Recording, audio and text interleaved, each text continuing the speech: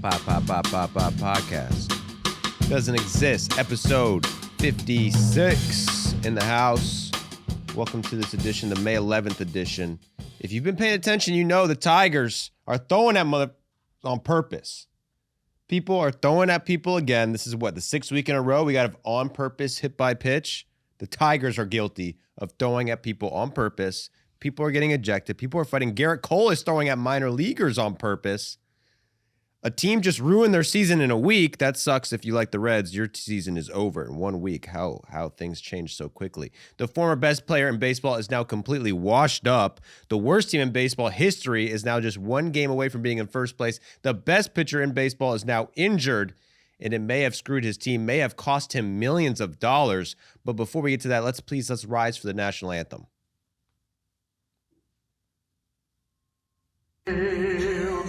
At the twilight's last gleaming, whose broad stripes and bright stars Oh, you take your fucking hats off, assholes? My hats off. Okay, I can't see the video, but if you guys are watching at home, there's this guy, he's Ronald McDonald singing the national anthem. One of the goofiest clips of the year, okay? But it's not all fun and games in MLB. There's actually a lot of sad shit going on.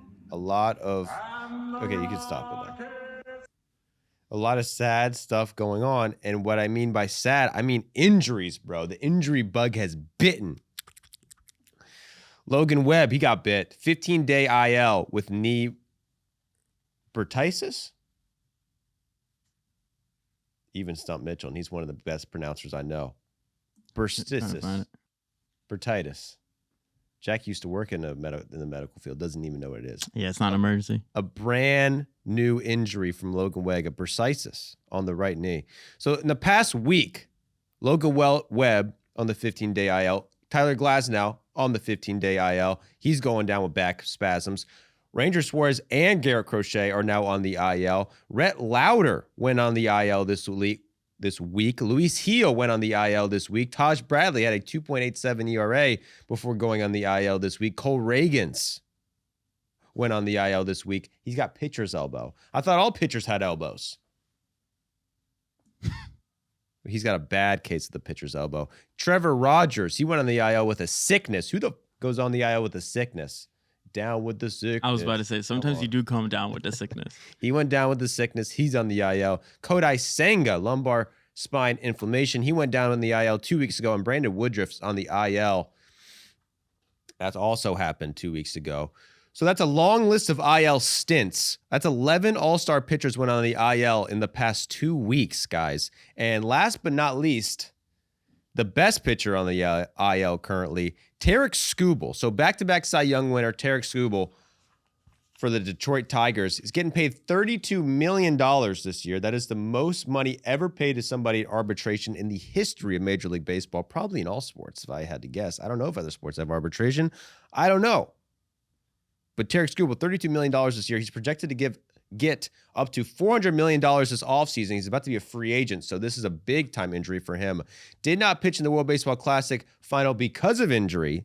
If you've been listening for a few months, you know that Skubal declined WBC appearances because he wanted to protect his elbow or his shoulder or his arm, and he didn't want to get injured. But now he pitched in the regular season, and he just got injured.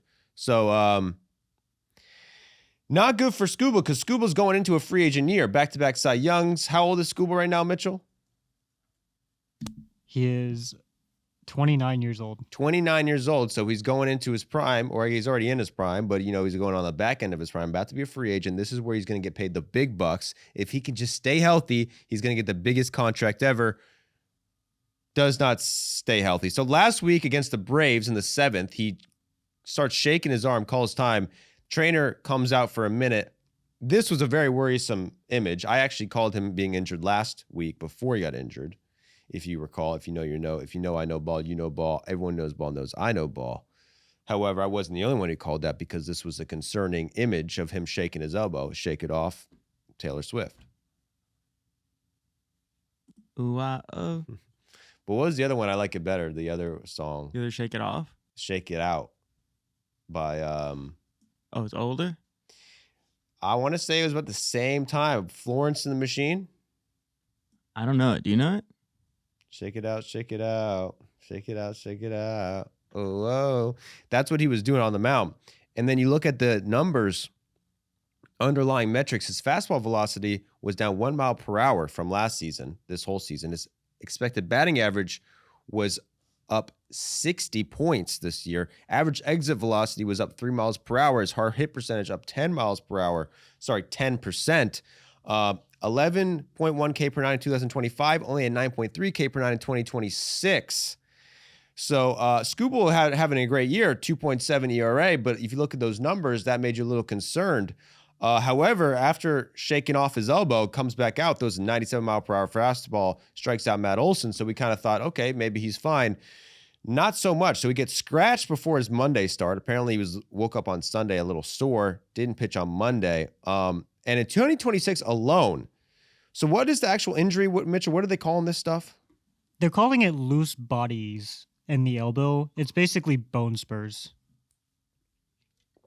So bone spurs. These guys got loose bodies in their elbow. They got a dancing elbow is what I would call it. Their elbow is dancing. And he's not the only one. Spencer Schwellenbach went down with this. Hunter Green went down with this. Edwin Diaz went down with this. Carlos Rodon went down with this. And now Skubal has gone down with that. That is just in 2026. These guys have dancing elbows. 1, 2, 3, 4, 5 dancing elbows. And I'm sure there's more than that, but those are the big name guys. Those are all big name guys going down with bone spur surgery. So Heyman tweets as soon as this happens that it's just a precautionary move. No big deal. He's just sitting out a start because he was feeling a little whatever. Precautionary. 26 minutes later, he says he's going under surgery. So loose bodies in the elbow, we're getting surgery now. According to baseball trade values, Skubal's surplus trade value went from $41.2 million to just $1.1 million because of this injury. So what I was saying earlier is all the amount of money he is set to lose if this doesn't go well. That is just his trade value. And I'm guessing that is just based on the fact that he won't be healthy enough by the trade deadline, which is August, end of August, right? The trade deadline this year is August 3rd. August 3rd. So they're predicting that Skubal won't be ready by August 3rd. Obviously, that's a model. I would say even if Skubal isn't pitching by August 3rd, he would still be a trade piece if you know he's going to be ready by September and ready for the playoffs. We saw it last year with what's-his-face, Bieber, right? And somebody else, right? I mean, Bieber didn't pitch until September, right? Right, but he got traded by the Guardians. And like that turned out to be a pretty good trade for Toronto. Yeah, so, you know, I wouldn't say his trade value went down to $1 million. I think that's a bit aggressive. It's very aggressive. However, the point stands that definitely his trade value gets zapped up by this injury. I mean, his value in general probably gets zapped up to some degree. Yeah, I mean, I think what baseball trade values tweet is not representing is that his trade value is going to go down every single day because the closer he gets to free agency, the less value that he has for an acquiring team. So, like, even if he didn't get injured by the trade deadline, he's still not going to be worth $41 million by their model.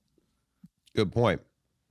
However, it just goes to show if he's not ready to pitch by the trade deadline, every day he doesn't pitch, he gets a little less valuable, and it's a little shaky for the Tigers right now, who aren't doing so hot. So the typical recovery on this injury is 2 to 3 months. That would mean that he'd be returning in July or August, right before the trade deadline.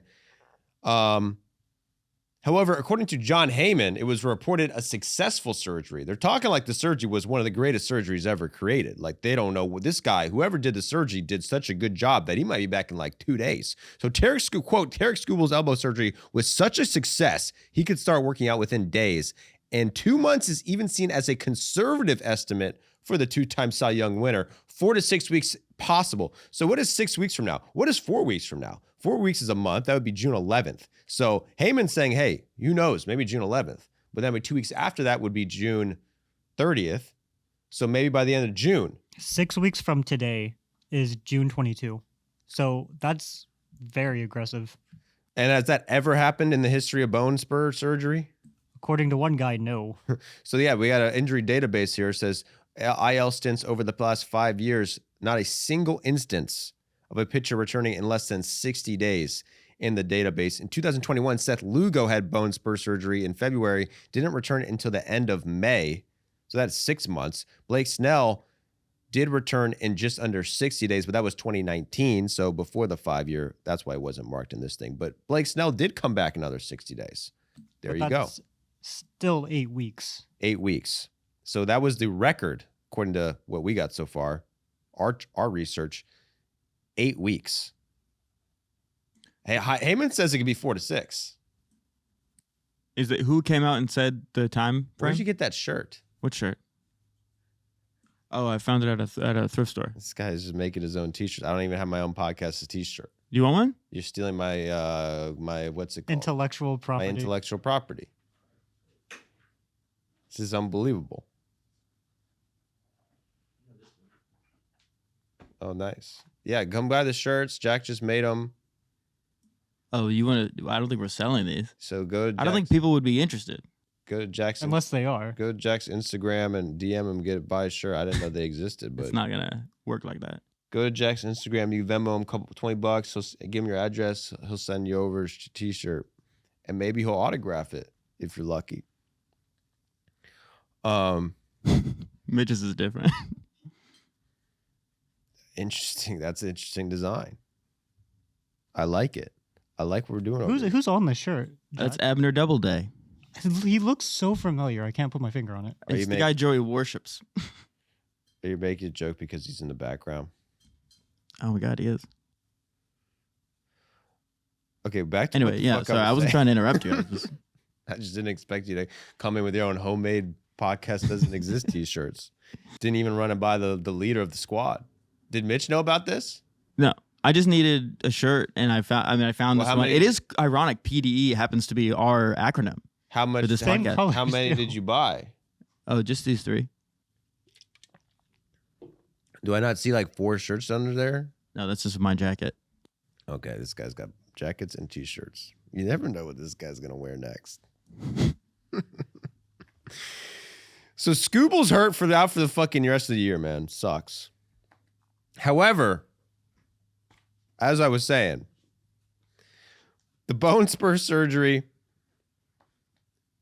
usually takes 6 months, 6 weeks, 2 to 6 weeks, 8, 9 weeks, 12 weeks, 13 weeks. Hunter Green got it. They're saying he's not going to be ready for 3 to 4 months. Edwin Diaz, they say he's not going to be ready for 2 to 3 months.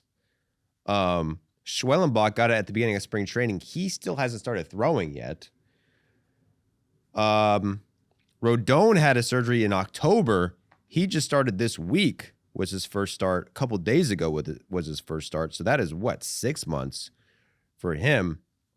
However, according to Skubal's representation, Scott Boras, quote, Dr. Neil Altrache, I love this guy's name, Altrache.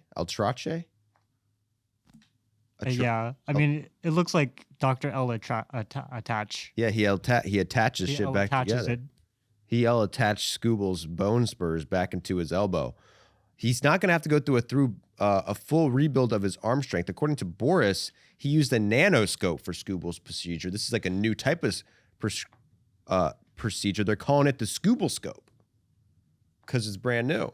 They're actually calling it that? Well, that's what Boris calls Boris it. called it. He's Yeah. man. If you know Boris, he's a man of many puns, many words. He's a man he's a poet, per se. It's a Skubal scope.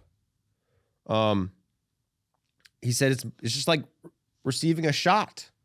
That's what they're saying it. So there, I mean, it feels like there's this whole like PR campaign going on, talking about with Skubal's representation that this is no big deal at all, and this surgery is actually as minor as it gets. It's not even a surgery; it's more just a shot, and shots are chill. I mean, what are you, anti-vax? What are you, fucking anti-vaxxer? You don't like, you know? I'm a little worried though that it's just like a PR move. It's To like the surgeon's winning because he's getting all this hype about how good his surgery is, and then Skubal's like trying to preserve his image, right? he's trying to preserve his next contract and the Tigers' trade value for him potentially. I mean, it is definitely a PR. I mean, this is 100% a PR move. I mean, Boris is going on. First of all, John Heyman is the one reporting all this stuff, which he's been accused many of times of literally just being the mouthpiece for Scott Boras, and he'll tweet anything Scott Boras tells him to tweet because Scott Boras has bought his journalistic integrity. And now he'll just tweet anything that Boris tells him. If it helps Boris's clients, he will put it out. Now, that is what a lot of people say online. I don't say that. I don't say anything like that. Over or under 6 weeks? Definitely over. I think over. I think over. I mean, we have all this evidence of there's really no example of anyone coming under 6 weeks, right? There is a bit to it that I can buy into this agent propaganda that, according to his agent, it was a lot more minor than a guy like Rodon's surgery, where Rodon had to get his bone spur shaved down in his elbow, and for Skubal, he just needed to have like one little piece removed, and it wasn't affecting any of his ligaments. And it is this new procedure that they're calling the Skubal scope, as opposed to the way that they were working. But at the same time, you've got all of these pitchers who are going down with a similar injury. Edwin Diaz went down with this injury like 2 weeks before Skubal, and the Skubal scope wasn't available for Diaz. Well, maybe he wasn't eligible because his bone spur was a little too big. Skubal had a small bone spur. So it's only like a certain size. A Skubal spur. But, they're not going to use that new device on someone without the last name who begins with an S because then you don't have the alliteration for the Skubal scope. It wouldn't make any sense. What's the point? The The Diaz Edwin scope. scope. The No, it's Diaz not scope? good. Yeah, it's no. lame. We got the Skubal scope. We'll see how the Skubal scope works. This could change medicine forever. At the moment, there is no timetable for his return. We just have Heyman and Scott Boras claiming it is one of the most successful surgeries of all time, and he will be back in no time. So Skubal's making $32 million this season. Highest ever awarded to a pitcher. According to the Optimism, the Tigers clubhouse expects him to be back sometime in early June, which would be less than a month.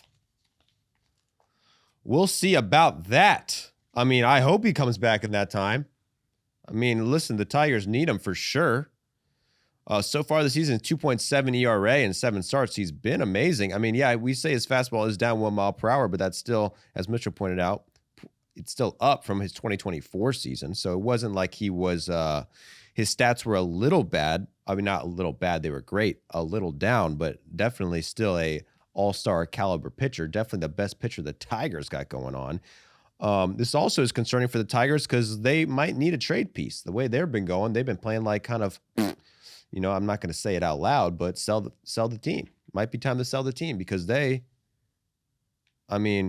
lost 4 out of 5 games. They just got swept by the Red Sox. That's not good. And they're injured as, Skubal's on the IL. Justin Verlander's on the IL. Casey Mize is on the IL. Reese Olson is on the IL. Jackson Jobe is on the IL. Don't forget about Gleyber Torres, Javier Baez, Trey Sweeney, Parker Meadows, and now Kerry Carpenter just got added to the IL. They also got 3 more relievers on the IL. The Tigers have $113 million on the IL, man. We got to ban injuries. We just banned the IL. I mean, didn't you say that was going to be your first act as MLB commissioner? Hey, if they would ever allow that to happen. But there's too much money in the medical field. Like I said, I don't want to go there, but, I don't want to go after the pharmaceutical companies. But I guess if you looked into it, Pfizer might have invented the IL. Wow. It goes all the way to the top. Mm-hmm. Who invented the IL? You look into it. It's Moderna. Wow. Makes a lot of sense now. The Tigers have $113 million on the IL. That's $30 million more than the Guardians' entire payroll. So they need pitchers, Mitchell. That's what they need the most. They lose Skubal this week, and then they got a guy named Framber Valdez who decides to have a tantrum on the field, and now he's suspended because he's throwing meatballs at people. Okay, so Framber Valdez starts game 2 of this series against the Red Sox. Game 1, they lose after Skubal gets scratched. They go into game 2. Framber Valdez, who they just signed to a 2-year, $70 million deal this offseason, it's gone pretty well for him so far. 3.35 ERA this year, going into this game at least. However, more than half of his runs came in one start. He gave up 8 runs in Minnesota. So without that start, he has a 1.78 ERA. Even with that start, 3.35. Pretty freaking good. But as you'll see, I think Valdez is prone to have a meltdown. The guy has been this isn't a new thing. He's had meltdowns in the past. They've always talked about that when he's in a big game. They're like, we're not worried about his composure. He needs to calm down, settle down, take a deep breath. He's got a little bit of a bulldog in him. He looks like a bullfrog. Pull up a picture of Framber Valdez. Let's see this frog. He looks a little bit like a bullfrog. That might be a good nickname for him. I can't see it. Oh. A little bit? A little bit.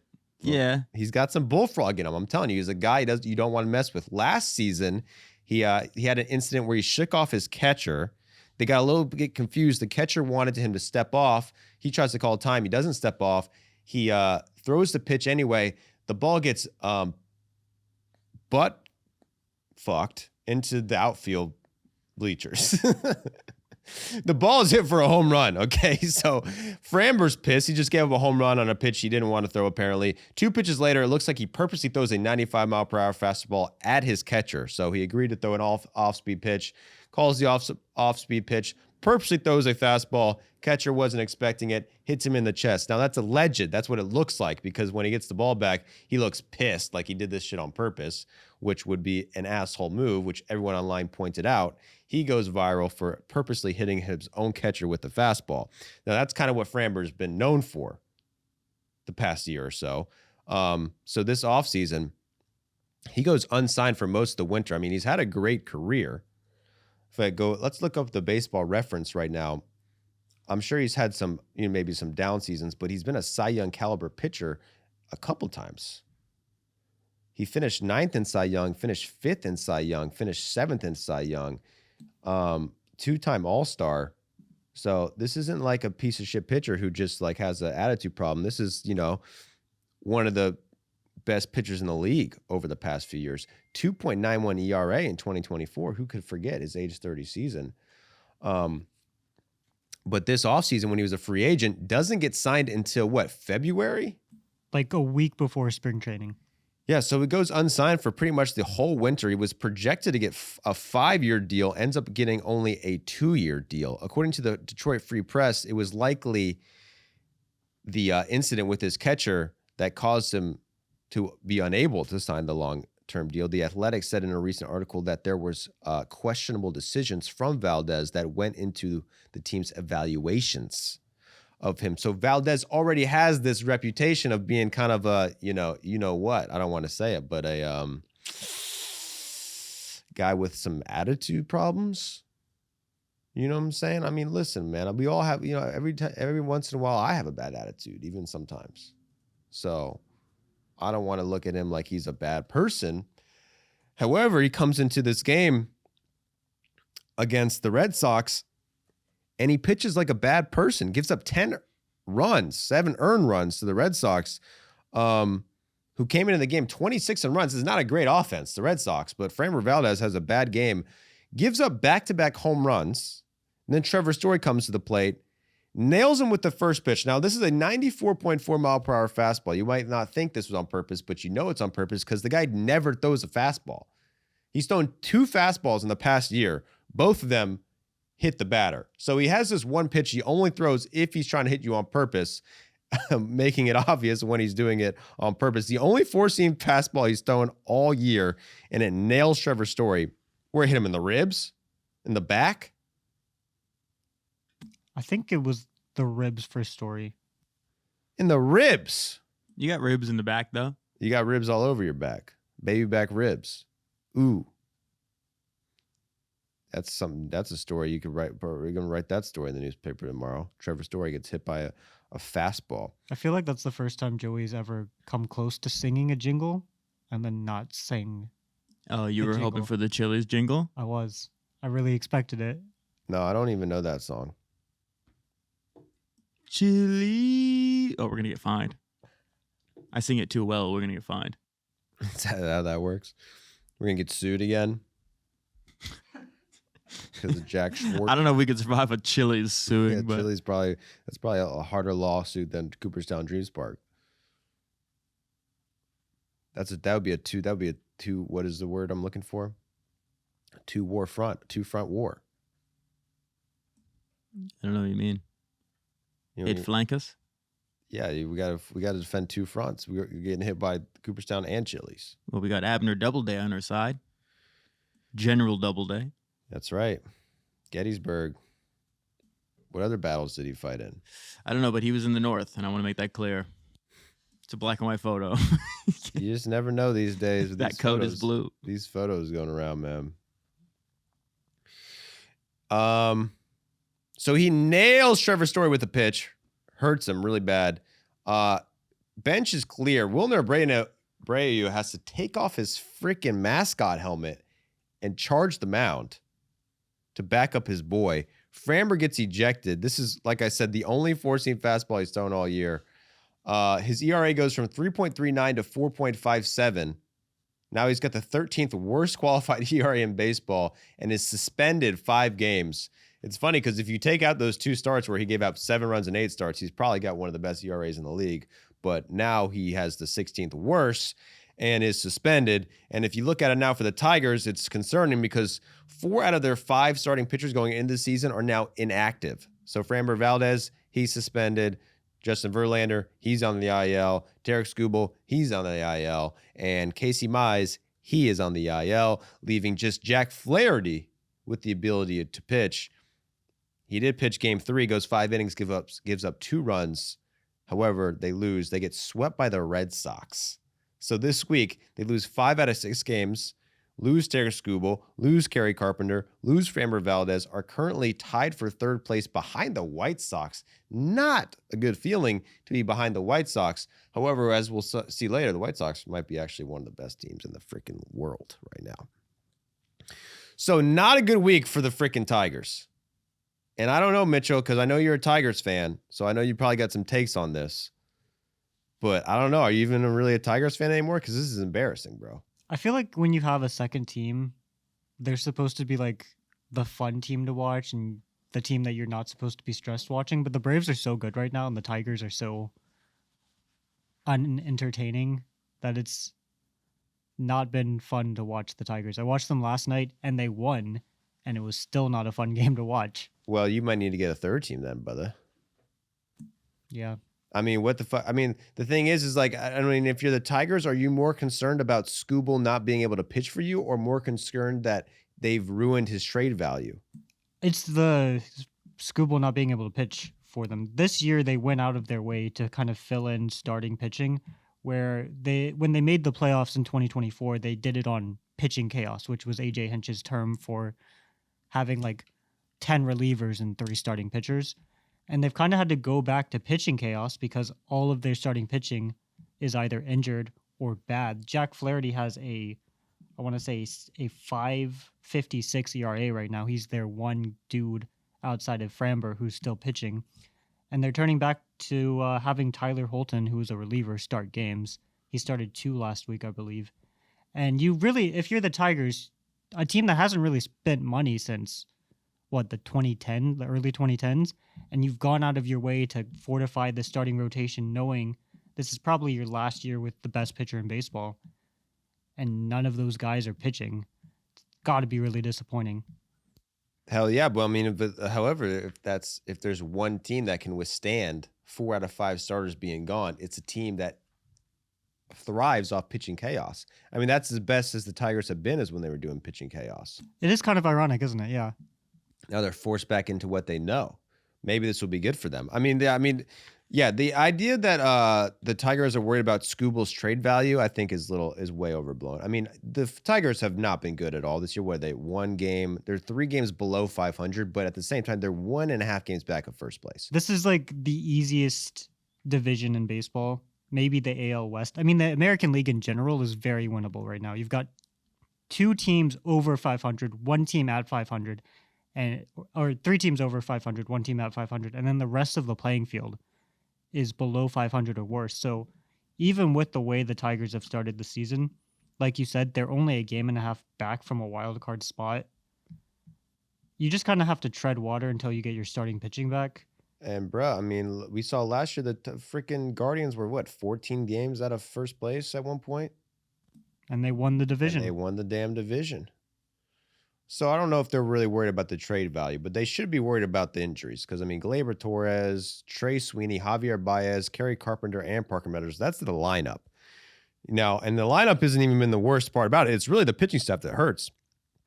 Because, I mean, I named the starters, but I'll do it again. Jackson Jobe, Casey Mize, Reese Olson, Tarek Skubal, Justin Verlander on the IL. That's 5 guys right there. That could have been their starting rotation. But then you look at the bullpen. Bo Brisky, you're done. Bailey Horn, never really heard of him, but he's done. So I don't even know why I mentioned him. But Connor Seabold, Will Vest, those are 3 guys. I would guess, I don't know if Seabold was on the Tigers last year, but I mean, Will Vest and Bo Brisky, those were their 2 best relievers last year. And it doesn't help that Kenley Jansen has had not a great start to the year. He's already blown more saves than he did last year. And that was another one of those guys that they went out of the way to kind of fortify their bullpen.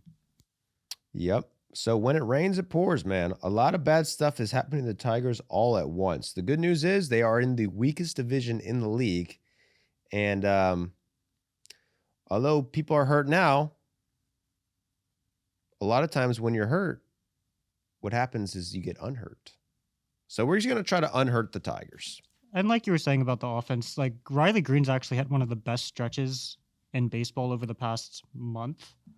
I don't have the stats right in front of me, but he had one of the best OPSs in baseball since April 13. And Kevin McGonigal hasn't stopped hitting. Those are their 2 guys. Everyone else is dog shit. No offense. I mean, Torque is league average. Dylan Dingler's league average. You'll take league average. From Torque? I need more from Torque. I mean, league average hitter from Torque?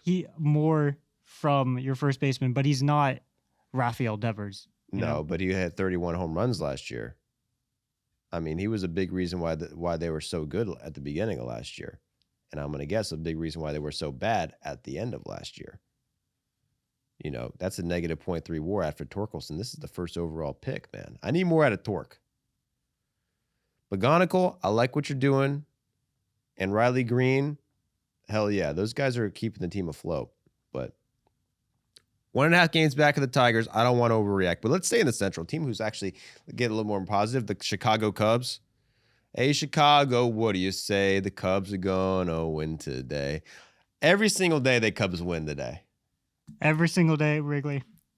Every single day, the Cubs win today at Wrigley Field. What do you say, Chicago? 15-3 out of their last 18 games going into the week. So this is going into the week. We don't even talk about this week yet. 15-3 in their last 18 games, 5-game winning streak. They were 22-12 in first place of the 2-game league going into this week. And then what happened this week? They went apeshit. Okay, so they play the Reds, division rival, Reds at home. First game, it's tied 4-4. Michael Conforto comes up to the plate. What does he do? Bing! Bong. Walk-off home run for Michael Conforto. Next day, it's tied 2-2, bottom of the 10th. Michael Busch comes up, hits one to short. Ellie De La Cruz can't field it. Bang! 2 walk-offs in a row. Next day, 3 days in a row, it's tied 6-6. Michael Busch comes to the plate again, gets hit by a pitch. Cubs walk it off for the 3rd day in a row. 3 games, 3 walk-offs, all 3 by a guy named Michael. It's a good week to be named Michael, I guess. Michael Jordan, Michael Jackson, Michael Busch, Michael Conforto, Michael Scott, Myers.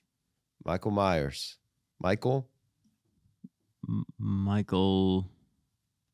Phelps, There we go. Michael. That's it, man. You guys suck. My cousin Mike. Michael, man. You guys suck at Michaels. I've got like 4. I got probably 5 of those. Anyway, so after Wednesday, the Cubs, over their last 21 games, 18 comeback. No, sorry, 18. So they won 18 of 21 games. 11 of those wins were comeback wins. 10 of those wins were after allowing the first run. These are the comeback Cubs, they're calling them. 7 one-run wins, 5 walk-off wins, 5 wins after trailing in the 8th or later, 4 extra inning wins. The comeback Cubs. No other team in MLB history, in the MLB modern era, not the Doubleday era, the modern era, has done all of that over any 20-game span, and that is according to Opta stats, and you got to trust Opta. The Cubs, the first team to have 3 straight walk-off wins against a single team since the 2019 Dodgers did it against the Rockies. Who could have forgot that series? 2019 Rockies. Ooh, took a 3-game sweep. Then they beat the Cubs again. Sorry, the Reds again. So they sweep the Reds in 4 games. That is a 15-game home winning streak for the Cubs, the longest for the Cubs since 1935. So this year so far, the Cubs have 2 10-game winning streaks. All right, already. And May 11th. So they had 2 10-game winning streaks within their first 40 games of the season. Only the 5th team in history to do that. That's from Jesse Rogers. Cubs have won 20 out of 23 games. So they had 2 10-game winning streaks in 23 games. They had their winning streak, then they had a 3-game losing streak, and then they won 10 games in a row. 23 games. And guess what? During that stretch, they went from last place to first place. If you ain't first, you're last, motherfucker. The Cubs aren't last. They are first. They have the most runs in baseball during that span, the highest average, the highest on-base percentage, the highest OPS, the second highest slugging. They have 12 players in their starting lineup with an OPS. How's that even possible, Joey? Sorry, but they have 12. Well, I don't even know what I meant to say. They have 12 players who play baseball on their roster with an OPS. I can't remember who tweeted Okay, it, but everyone on the Cubs who have had more than 5 plate appearances has an OPS plus over 100, except for Bregman. You spoil my stat, dude. You set to my stat, dude. I was going to give a trivia question. Mitch already knows it. So this is what I meant to say, is that they have 1 player in their starting lineup with an OPS plus under 100. And guess who that is, Mitchell? Who is it? Alex Bregman. You Whoa. would never have guessed that. I would have never got that. You would not have fucking guessed that. He's got a 95 OPS plus, so it's not even like Bregman shit in the bed too bad. But he's the 1 player under league average head of the rest of them are going bonkers. Even their bench. Miguel Amaya, 113 OPS plus. Matt Shaw, a little bit of a utility, 126 OPS plus. And Michael Conforto, don't sleep on the Conforto, man. 1,132 OPS, 2 homers, and a 1,143 slugging this week. Okay, and that's pretty good for a guy who last year on the Dodgers, what was his OPS last year? -13? One of the worst hitters in the league last year. He was getting paid like $15 million from the Dodgers to put up -7 WAR. He had a 637 OPS, 80 OPS plus. This year he's getting paid, I think, $2 million from the Cubs. A little bit of change of scenery can change it all, man. Hey, Chicago, what do you say? The Cubs are gonna win today. So, like, yeah, that's what I'm saying. A lot of these guys, they don't like LA. They like Chicago better. A lot of guys like that. The guy I'm talking about, Pico Armstrong. He went from LA, grew up there as a kid, said, fuck LA. LA sucks. Chicago is way more sick. Since 421, Pico Armstrong, 891 OPS with a 516 slugging, 3 homers, and 12 RBIs for PCA as the Cubs win. How many did they end up winning in a row? 11 or 10? I think just 10. Just 10. Just a 10-game winning streak. Just a 10-game winning streak. They play the Rangers. They win the first game, and then they lose the next 2. So that's the thing with the Cubs. As good as they've been, we kind of caught up at a bad time because they lost their last 2 games in Texas. So they went 20 straight innings without scoring a run after that. So we just talked about how fucking insane their offense was for like 3 straight weeks. But they run into DeGrom, who pitches 7 innings, 0 earned runs, 10 Ks for DeGrom. DeGrom, this is like, got to be like the 3rd time this year he's got 10 Ks, at least the 2nd. DeGrom's got to be in Cy Young conversation. We'll probably talk about that later when we get to the Texas Rangers. But yeah, so they get shut out in the last 2 games. So the Cubs, despite that, are they in first? Yes, they are in first. They've built such a big lead. I feel like 2 weeks ago we were talking about the NL Central being like anyone's ball game. Everyone's over 500. Everyone's still over 500, and the Cubs have a 3.5 game lead. Yeah, which is like not a crazy lead, but for a division like that, it is a crazy lead. I'm surprised they had a 3.5 game lead. I mean, everyone in that division has played amazing. I mean, the Reds have had a tough little stretch we're about to get to, but the Cubs deserve it. So the Cubs are in first place, 3.5 games up against the Brewers, 2nd best record in baseball. Now they got to play the best record in baseball, though. Battle of the best. Braves versus Cubs this week. Watch out. Ooh-wee, ooh-wee, ooh-wee. You know who my money's on. That is the Atlanta Braves.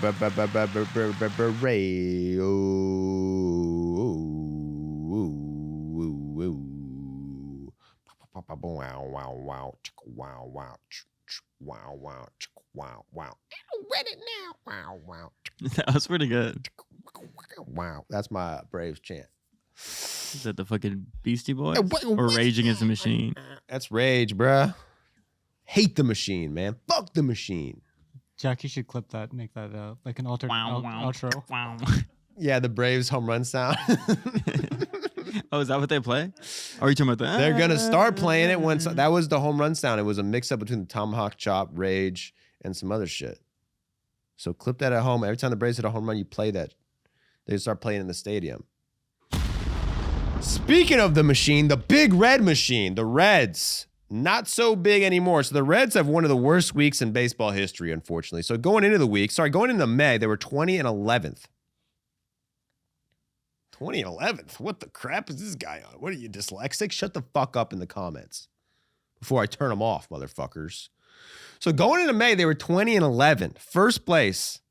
First time entering May in first place since 2002. Where were you in 2002? Tell you where the Reds were in May. First place. Not anymore. So they were in first place on May 1st. Then they get swept by the Pirates. Then they get swept by the Cubs. 4-game sweep of the Cubs. So they lose 7 straight games.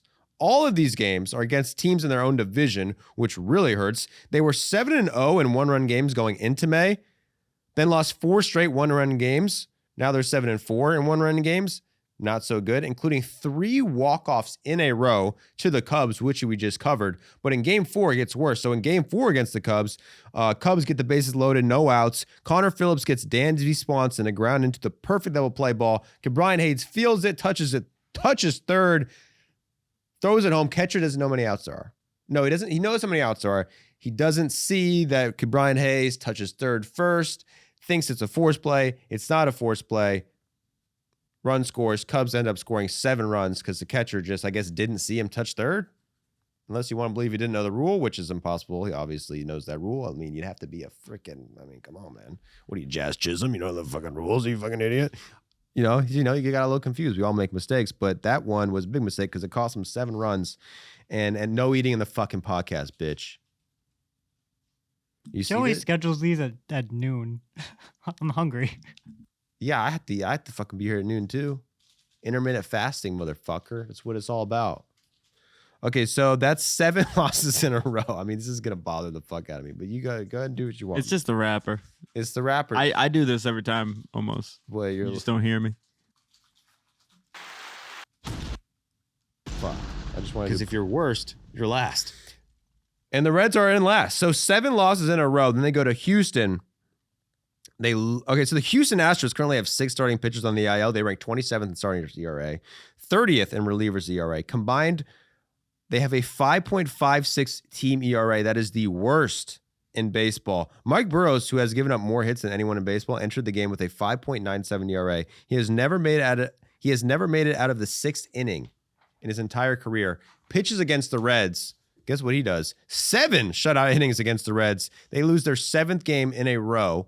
8th game in a row.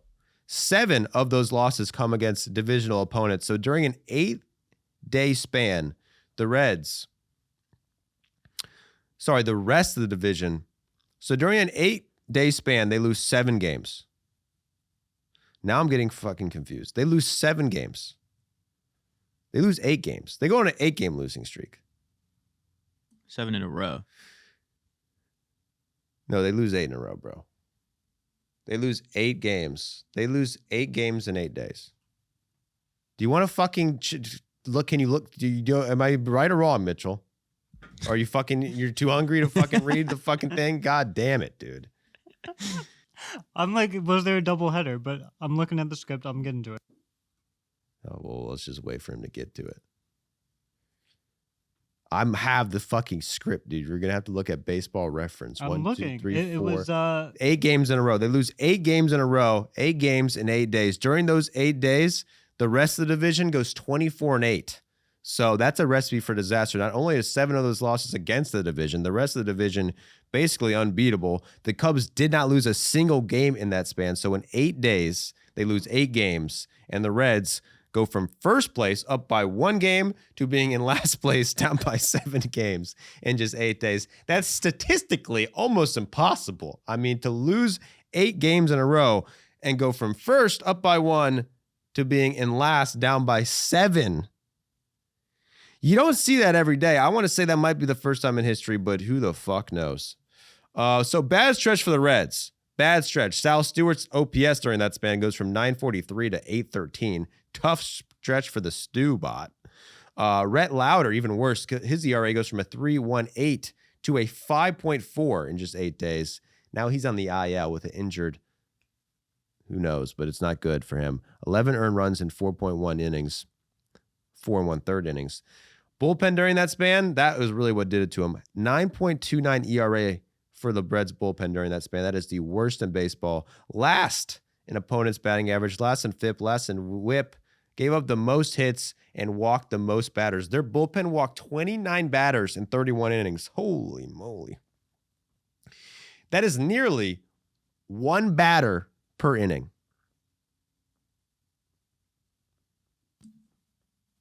But it wasn't quite. 8.42 walks per 9 innings for the bullpen. And if that happened over an entire season, that would be the worst of all time. They blew 3 saves in 7 games. 42% of their losses during this streak was a result of a blown save. So their bullpen gives up 34 runs during this 8-game losing stretch. During that same stretch, the Rays bullpen gave up 2.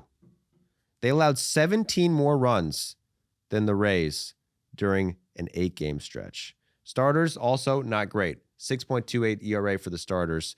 In total, the team had a 7.64 ERA, gave up 60 runs in 7 games, and their playoff odds went from 39% to just 15% in a week. So a tough stretch for the Reds, bro.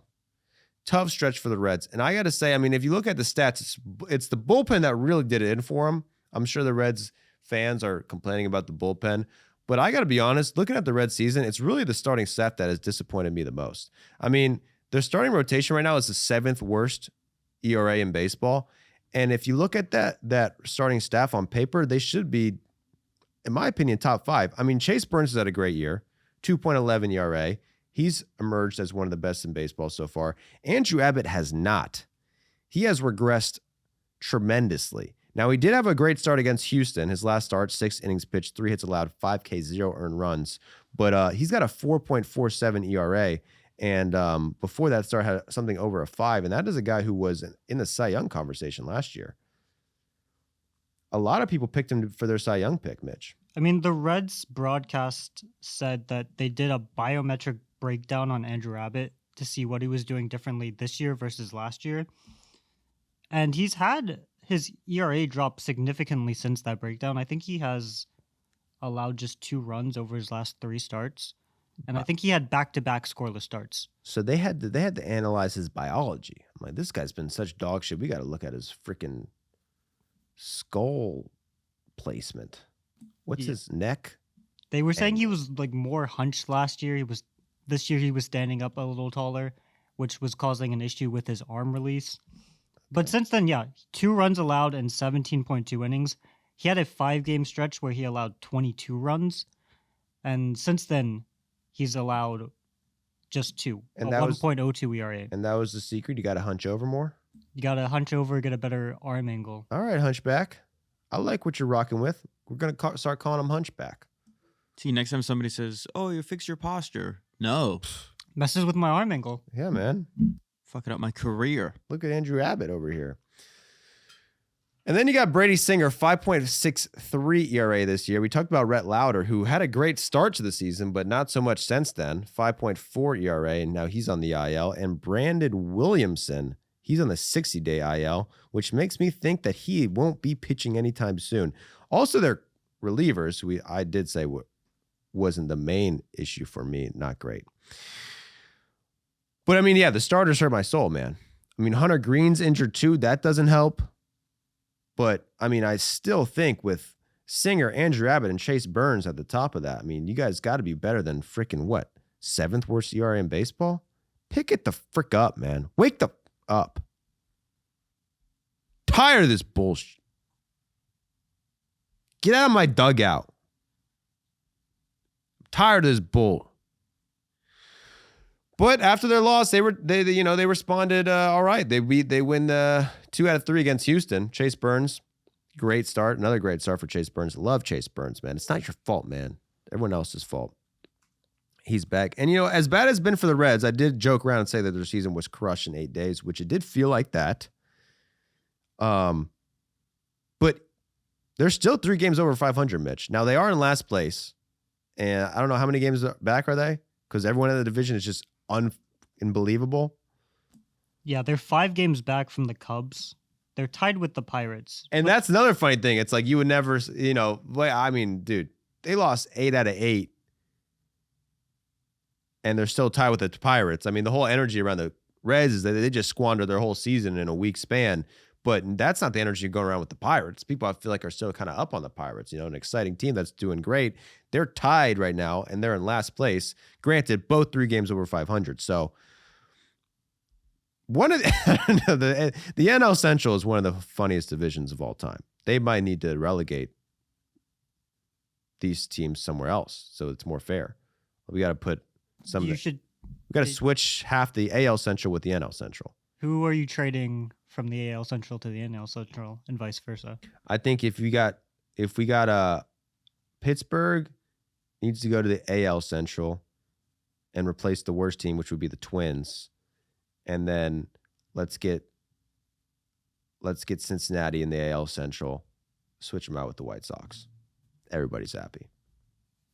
Everybody's happy. You get the 2 Ohio teams in one division. You get the 2 Chicago teams in one division. Exactly, man. Civil War type shit, bro. That's the type of shit I want to see, man. See, make me the commissioner. I'll ban the IL, and I'll flip the Centrals up. We got to shake up the Central. Speaking of the Central, there's more teams in the Central. Like I said, they've been going off in the Central. The Brew Crew. So going into the week, they had won 5 of 7 games. But they were still in 4th place. So you win 5 out of 7 games. What does that work for you for the Central? Doesn't work for you. You need to win more than that, brother. They were in 4th place. 3 games above 500 going into the week. And we're in 4th place, 3.5 games back. But they have a great week. They go 4-1 on the week. They get Jackson Chourio back. So Jackson Chourio returns from the IL. And look what happens. If you just get rid of the IL, this happens. Comes back from the IL, 4 for 4 with 2 doubles. Then they get Andrew Vaughn back from the IL. He hits a home run in his 2nd game back. So big shot in the arm for the Brew Crew. The outfield was terrible without Chourio. I mean, 26th in WAR in the outfield. Now you get Chourio back. We could be cooking with gas. So they split the 2-game series against the Cardinals. Then they play the Yankees, man, and this is where the electricity starts. So they have this guy named Jacob Misiorowski. Dak, have you seen this? This is one of your favorite players of all time. Yeah, I've heard of him. Well, he had one of the best games you'll ever fucking see. Jacob Misiorowski, this tall drink of water, 6'7", throws 113 miles per hour per pitch, and he starts this game against the Yankees. And I don't know what he did that day, but this guy was throwing absolute fucking gas. He throws the 5 fastest pitches ever recorded by a starting pitcher in the first inning of the game. So the 5 fastest pitchers ever thrown by a starting pitcher in history, all were thrown by Jacob Misiorowski, all were thrown on Friday, and all were thrown in the first inning of the game. He breaks the record 5 times, I guess. There's been 3 pitches ever over 103 miles per hour or faster by a starter in history. He threw 7 in the first inning. He threw a 98.6 mile per hour fastball. Sorry, 98.6 mile per hour slider. And we could just watch his first inning because it was just that electric. He basically just threw 10 fastballs in a row, right, Mitchell? Threw those 10 straight fastballs. All 103. All 103 or higher. One was 104. And fucks everyone up. So starts out with Trent Grisham. 103 right on the corner. Next pitch. 103 right down the middle. Next pitch. 103, strike 3. Strikes him out looking. Strikes him out swinging. Okay. Then he faces Ben Rice. Right in the corner, 103. Although Judge caught that 104. Judge did catch 104. Didn't change anything. Well, he was 1 pitch away from a immaculate inning if Judge didn't foul that off. Well, I guess it wasn't fouling it off. It was that he missed by like an inch. Deeper, yeah. Missed by an inch, and that would have been an immaculate inning. All pitches over 103 miles per hour. But amazing freaking start for Jacob Mizrowski. He ends up, what was his line? So he went 6 innings. He struck out 11 batters, 2 walks, 2 hits.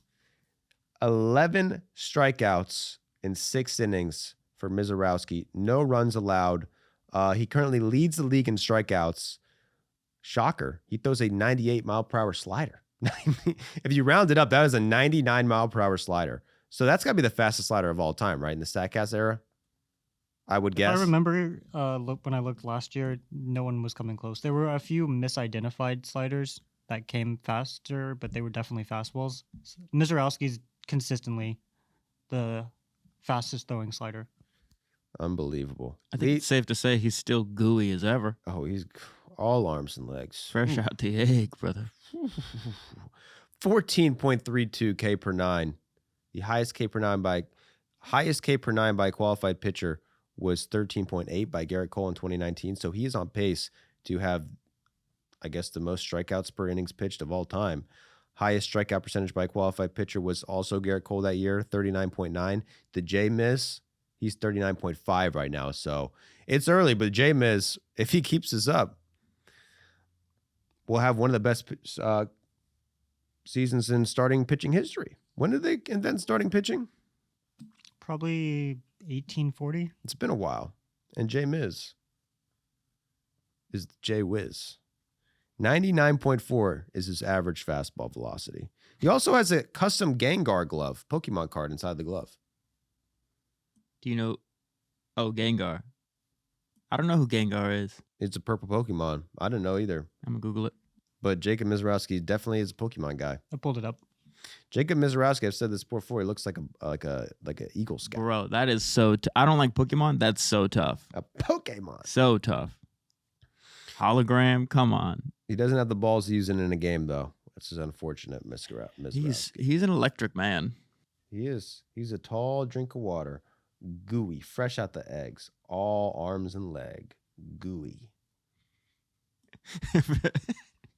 I don't. Who the fuck said that? His manager. Such a weird compliment, but fresh out the egg. Gooey. I guess that means he's like raw, like he was a young kid. He just throws fucking 98 mile per hour slider. He doesn't know where it's going. And you know what? May I? He leads the league in strikeouts.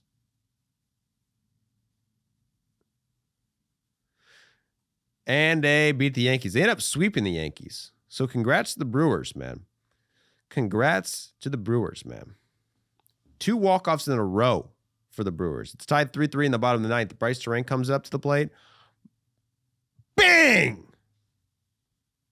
Another walk-off for the Brewers. They walk off 2 in a row. They win 4 out of 5 this week. 9 of their last 12 overall. They go from 4th place to 2nd place. They sweep the big, bad Yankees.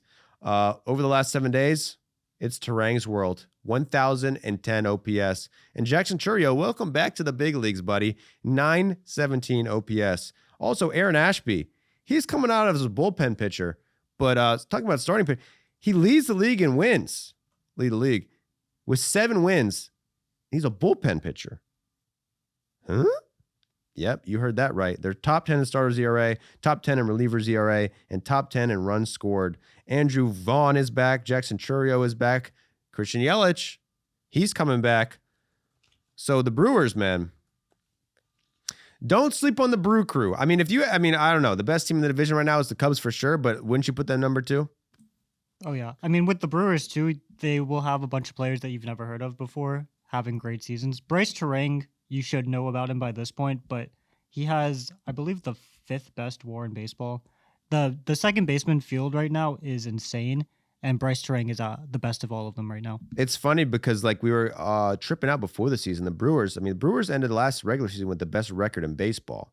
But they went into this season with basically the same roster, but they were not favorited to win the division. And still to this day, even though they have they're in 2nd place, they're a game and a half better than the Pirates. The Pirates are still projected to have the 2nd best odds to make the playoffs in that division. So I don't know why the projections have the Pirates over the Brewers, but I don't know. I would definitely not say the Pirates are better than the Brewers. just looking at it on paper. What aspect of either of these teams would you give to the Pirates? I guess starting pitching? Starting pitcher, best starting pitcher. I mean, I put Skeens over Mizorowski. But that's the thing. Definitely put Skeens over Mizorowski. But I mean, if Mizorowski is pitching like this for the whole year, I mean, let's see what Mizorowski's made. What, 12 starts in his career? Probably 15 starts in his career. You don't really know exactly what you're going to get out of him. I know he had the most electric start to his career, but I want to say his ERA after the All-Star break last year was like not good. He wasn't even starting in the playoffs for him. A year older, like, I mean, I'm going to make the prediction right now when it comes to the playoffs. The Brewers, if they're in it, will be starting Mizorowski. But I guess the big question is really how is the starting staff going to fucking pan out? I mean, Chad Patrick, do you trust Chad Patrick? He's had a great year. 3.15 ERA. I think Chad Patrick is good, but I don't think Chad Patrick thinks Chad Patrick You is good. you have more faith in Chad Patrick than Patrick. Dude, he's like throwing up in the dugout every start. He's having anxiety attacks. I don't think he trusts himself, but he's doing like fairly well. He's not an ace, obviously. Wait, so but that's his problem? It's anxiety? I don't know what it is, but I mean, it seems like it, right? If he's throwing up every start and the guys on the team are like, well, yeah, this is just normal for him, then it's got to be something, There's right? vomit on his sweater already. Mom spaghetti, Chad Patrick. But Put like, on the if sweater, he's your she looks third or calm fourth already. best starting pitcher, like you're in a really good spot. But he's not. He's their second best starting pitcher. I would put Mizorowski. I mean, statistically, their best starting pitcher this year has been a guy named Kyle Harrison, which I did not predict him to be the best starting pitcher. This guy has been pretty much dog shit for years, right? He's been the Giants for a few years. He was part of the Devers trade. Yeah. So, he had a 4.04 ERA last year. Not terrible. I remember, he was always a weird guy with the Giants who would start, come out of the bullpen. I feel like he was like an opener He for had the a Giants. good prospect pedigree with the Giants. I remember when we broke down the Devers trade, Harrison was on multiple top 100 lists multiple years in a row, but when he got to the major leagues, the stuff just wasn't playing.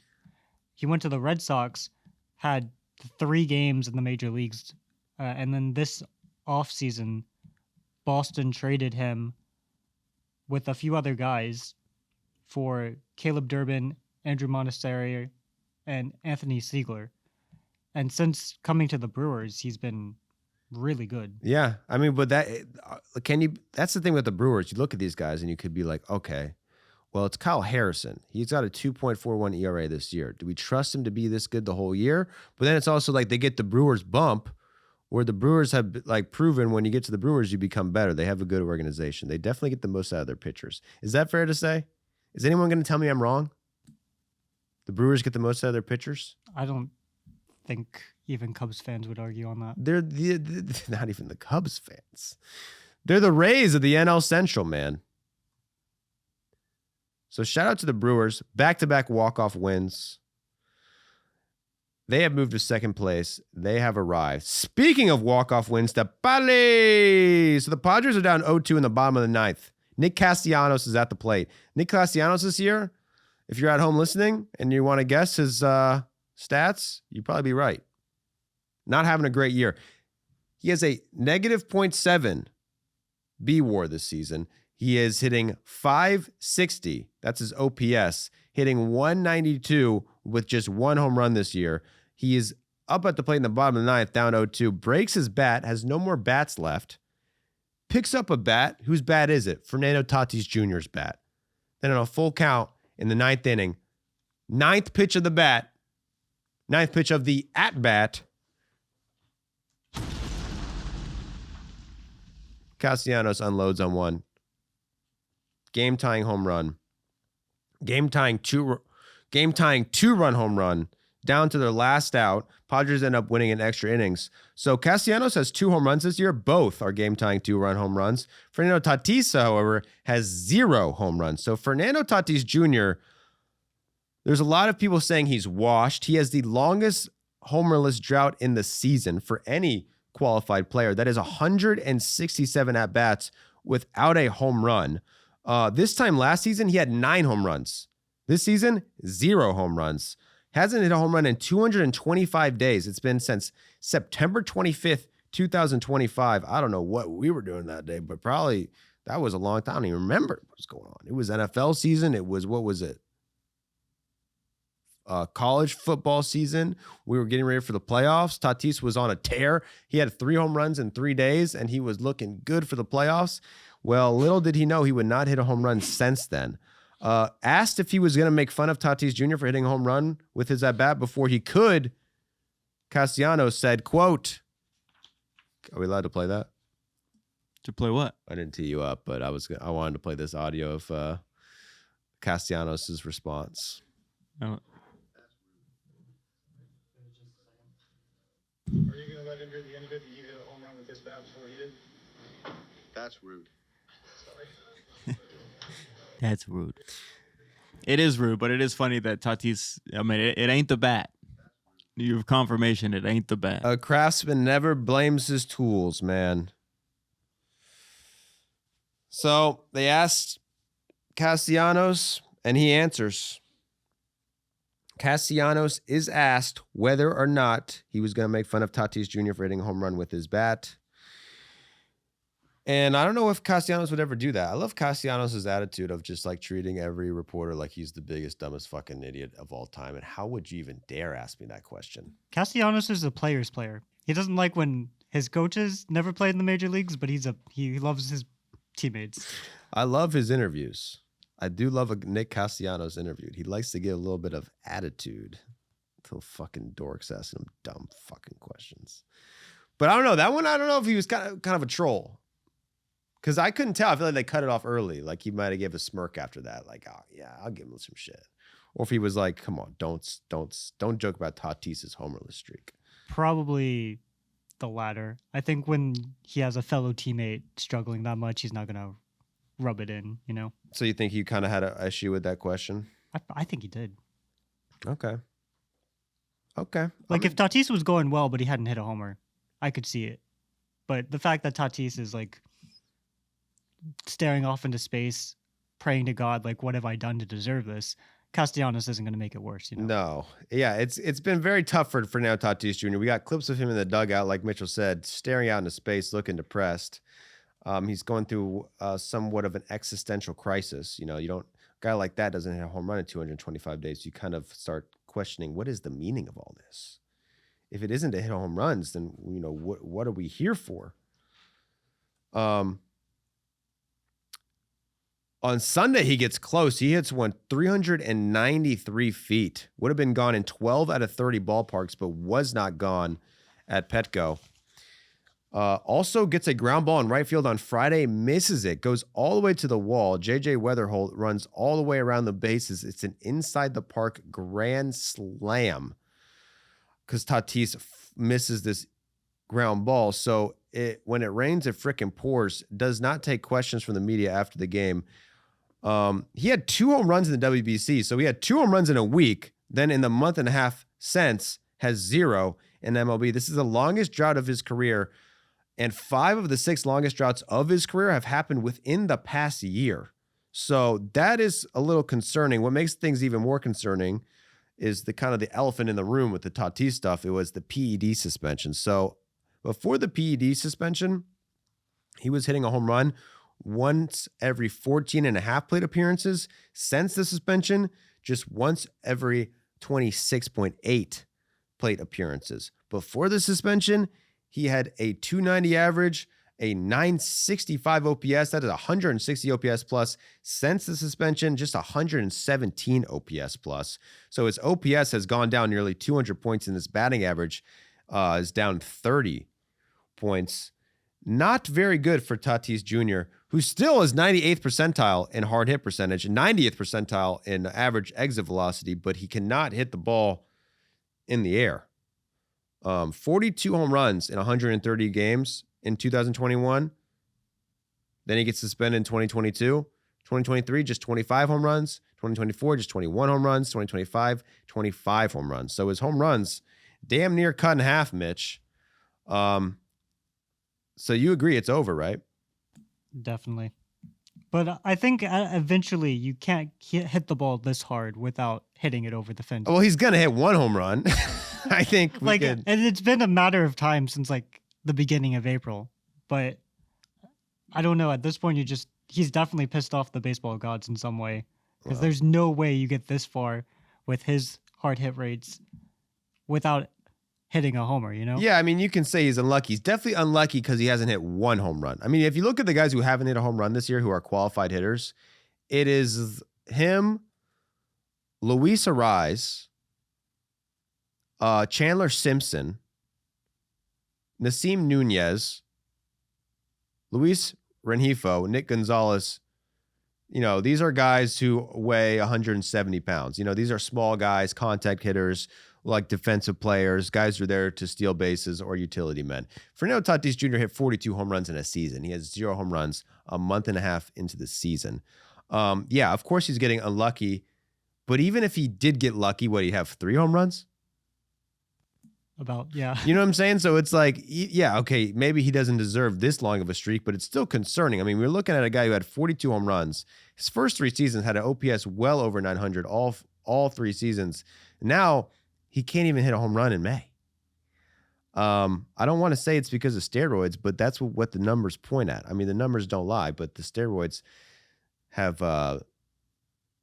the lack of steroids per se. Now, I defended Tatis when he went down with the steroids. I was saying, you know, I don't know if he actually did steroids because I remember what the shit he tested positive for was a weird steroid that you really wouldn't take and only a dumb person would take it. However, you know, sometimes maybe you get bad advice. Maybe Tatis is dumb. I don't know. Maybe he had a skin cream. Maybe he had ringworm and he actually used the cream from the Dominican pharmacy. I wasn't there. Me personally, I don't do steroids. I don't like that shit. I'm all natural, but maybe that's why my shoulder, my clavicular, and my trap and my neck has been hurting, and I haven't played a softball game yet this season because I'm not on the juice. Maybe if I was on the juice like other people, I could have a good season, but some people do it the right way, some people do it the wrong way, and now the numbers would tell you that Tatis was doing it the wrong way. It's tough for Tatis. I mean, the Padres in general, the Padres right now, so the Padres, what did they win 2 out of 3 against? They split the 4-game series against the Cardinals. So they didn't necessarily have a great week. They could have been so much worse. They only had 14 hits the entire 4-game series against the Cardinals. I think if the ball rolls another way in like 2 instances, right? We could be here talking about the Cardinals sweeping the Padres in 4 games. And they split it. And And if you look at the season in general for the Padres, like there's no really area where they've really done well. However, surprisingly, they're in first place. The Padres are tied with the Dodgers in first place right now. They are 20th in runs, 23rd in starting pitchers ERA. They're only they're 9th in relief pitching ERA. I'm sure Mason Miller has a lot to do with that. But still somehow against the toughest team of all time are tied with them at the moment. They only have 2 players in their starting lineup who are above league average hitters, according to OPS. And they're not even, the rest are not even scraping close to league average. Yeah, I mean, what happened to Laureano, bro? That guy was hot as fuck going in. That was my MVP pick. He's back to 94 OPS plus. Fernando Tatis hasn't hit a home run. I mean, Machado, 82 OPS plus. He's 33. People are looking at that contract saying like, uh-oh, here it goes. This is why you pay him all that big money. Maybe the prime is over. Jackson Merrill, 0.6 WAR so far, but that's all on defense. 87 OPS plus. So you can look at it two ways for the Padres. This is a lineup that is underachieved, and they're still at first place. Or you can look at it like, this is a lineup that sucks. This is a pitching staff that isn't that good and is a little banged up, and they got lucky enough to be in first place, but they're definitely not a first place team. Where would you lean on that? I feel like last year when we were talking about the Padres and the Dodgers, that one series that the Padres were like tied, we're like, this could be the Padres' chance to overtake the Dodgers. They're looking really good. Right now, I feel like if you're a Padres fan and you haven't checked the standings, you would be surprised that they're tied in first because they just haven't played that well. Hell yeah. Do they kind of remind me of they're kind of reminding me of the Phillies right now, where it's like they have this core, you know, I guess the only really aging player in their core, I mean, but Bogart's actually having his best season in a while. with a 118 OPS plus. He's been their best hitter. But Bogart's like an aging star, Machado like an aging star, who are kind of on the tail end of their prime, where they kind of got to win now. And now Tatis feels like an aging star, even though he's just 27. He is not the Tatis of old, it seems. We have 3 years of offensive production that proves that. So it's like you're looking at this team and this lineup being like, are they over the hill? I mean, Machado especially is someone who's probably scaring Padres fans. He still has 7 years on his contract. After this season, he has an 82 OPS plus. His defense isn't what it used to be. And last week, he had the walk-off sac fly. Respect it. Respect it. Respect it. But he had a 248 OPS last week, and he hasn't hit well at all for most of the season. He had a nice little stretch at the end of April where he had a few multi-hit games, but aside from that, like, he's not been good. Listen, the numbers don't lie. I personally refuse to ever give up on Manny Machado. I'm a fan. I think there's plenty left in the bag. 7 years left in the contract, though. That's a long time. 7 years at like $38 million a year. Yeah, that is a long time. I mean, if he's going to be putting up these numbers, that could be like a, I hate to say it, but like, Albert Pujols Rendon situation. I don't want to go Rendon levels, but that's 7 more years. The Crone Zone's another guy. He's on the IL right now, but negative 0.5 WAR. Cronenworth has been so bad. Like, I think the Padres should see if he can still pitch or something, because he's got how many years left on his contract? Like 4 years on his contract. He's been well below average this year. And they're still paying Yu Darvish. Maybe Yu Darvish comes back. Well, they're not paying Yu Darvish. They're not? Because he is respectful. Said, I don't want the money if I'm not going to be contributing. So he's on the restricted list. Respect the fuck out of that. All right. So, hey, listen, there's 2 ways to look at the Padres. Glass half full, glass half empty. This is a lineup that is just waiting to wake up. And even though we haven't played our best ball, we're in first place. Or how the fuck is this team in first place? There's no way this could last forever. I'm going to say glass half full. My boys are going to be being good. They're going to win the division. Because the Dodgers aren't playing that good either, dude. The Dodgers, first of all, Ohtani, we were talking about a homerless streak. Not quite the homerless streak, but the Ohtani. I mean, if you're going to say Tatis is bad at hitting, Tatis is bad at hitting, but Ohtani's been not that great at hitting either. So he has 1 home run in his last 102 plate appearances. In that 25-game span, he has slashed 212 batting average, 337 on-base percentage, and a 318 slugging. That is just a 654 OPS. So Ohtani's OPS is under 800 now, which I don't know if that's ever happened. Ohtani's got like a 790 OPS on the season. Ohtani just has 6 home runs. So this is a crazy stat. Kazuma Okamoto, first-year player from Japan, he's on the Blue Jays this year. He's hit 10 home runs, including 5 home runs in 5 games over the past week or so, meaning this guy, Kazuma Okamoto, has more home runs than Fernando Tatis Jr., Shohei Ohtani, and Vladimir Guerrero Jr. combined. Kazuma, wait, welcome to America. It's a lot easier to hit in America, apparently. Him and Murakami are just making Americans look bad. I mean, the offense in Japan is pretty bad. Maybe it is. What do you mean it's bad? They have an offensive outage in Japan. Oh, it's a ball issue. Ball issue. So maybe for someone like Okamoto, he's like, finally, I'm out of that environment. Hit the ball. They're hitting like it's easier. The Dodgers have lost 4 of their last 6 series. They have lost 7 of their last 11 games. This week, they had a 5.34 ERA, so it was the pitching that hurt them. Their starters specifically. Blake Snell gave up 4 in 3 innings in his first game back. Tyler Glasnow only pitches 1 inning, and then he goes on the IL with a bad back.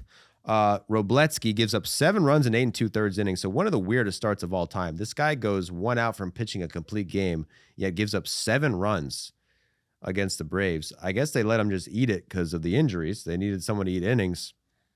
It was Robletsky. Only threw 100 pitches, right? Right at it. And 8 2/3 inning. Almost threw a complete game, but gives up 7 runs. I'm really disappointed they didn't let him go the complete game. Yeah. So tough week for the Dodgers pitching. However, I'm not concerned about the Dodgers pitching. Also, Glasnow's injury, I don't think that's major. Blake Snell was his first start back. Don't really care that he had a tough start. Well, they rushed him back. He was supposed to make one more rehab start. Which is, I guess, I don't know. That's weird. I think they're trying to maybe protect Ohtani a little bit because Ohtani's got an extra rest day for his next start.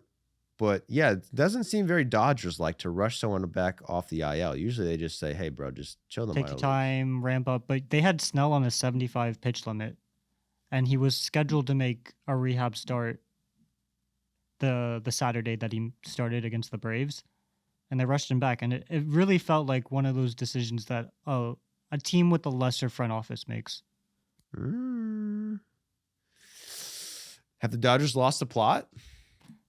Maybe just this one time. But I think you're right. They're really trying to protect Ohtani. They needed an extra starter. Glasnow's injury kind of threw off their rotation. And instead of calling a guy up from the minor leagues, I guess they figured just put Blake Snell in for as many innings as he could get. But it wasn't that many innings. Didn't work out. Braves butt fucked him. Easy peasy, lemon squeezy. Hate to do it to you, boss, but the Braves are the best team in MLB. Dodgers, however, still 6th best in starters ERA. Shohei Ohtani, I mean, not a great hitter. So 2 for 12 at the plate in the 3-game series against the Braves. In his last 7 games, he is 4 for 26 with no home runs. He's batting 154 during that time, and his OPS is down to 792. However, it is the greatest baseball player of all time. So during that same stretch, he is the best pitcher in MLB, arguably. Okay, so this week he pitches 7 innings, gives up 2 runs on 2 solo shots, has 8 strikeouts against the Astros. He had this pitch against Altuve that is one of the most embarrassing swings and misses you'll ever see. But it's nasty shit. His ERA right now is .97. Lowest ERA in baseball for Shohei Ohtani, striking out 10.22 batters per 9 innings. Opponent batting average is just 148. That's 3rd best in MLB and has a .81 whip, which is the 3rd best in MLB. So Ohtani has pitched at least 6 innings in each of his last 6 starts. He's given up more than has only given up more than 1 run one time, and in 3 of those starts he's allowed 0 earned runs. Yet they are 2-4 in those games. So for some reason, even though Ohtani's been one of the best pitchers in the league, the Dodgers suck when Ohtani pitches. There's no rhyme or reason, but the Dodgers, the numbers don't lie. The Dodgers are a bad team when Ohtani pitches. They have lost 11 of his last 14 regular season starts. This season, when Ohtani's pitched, the Dodgers have scored 17 runs in 6 games. That is 2.83 runs per game. 8 of those runs came in 1 game. So even though they had 1 outlier, that is still 2.83 runs per game. So since July 30th of last year, the Dodgers averaged 5.22 runs per game. When Ohtani pitches, they average 3.29. So they're screwing over Ohtani-san.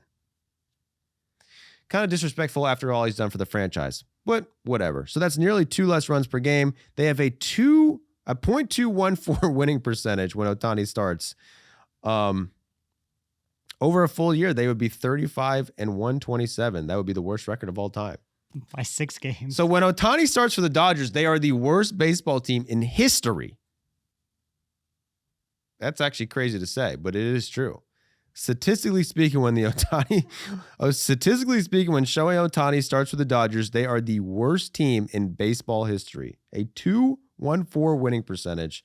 That would be a 35-win season if he started every game. And that's while he had a 2.13 ERA.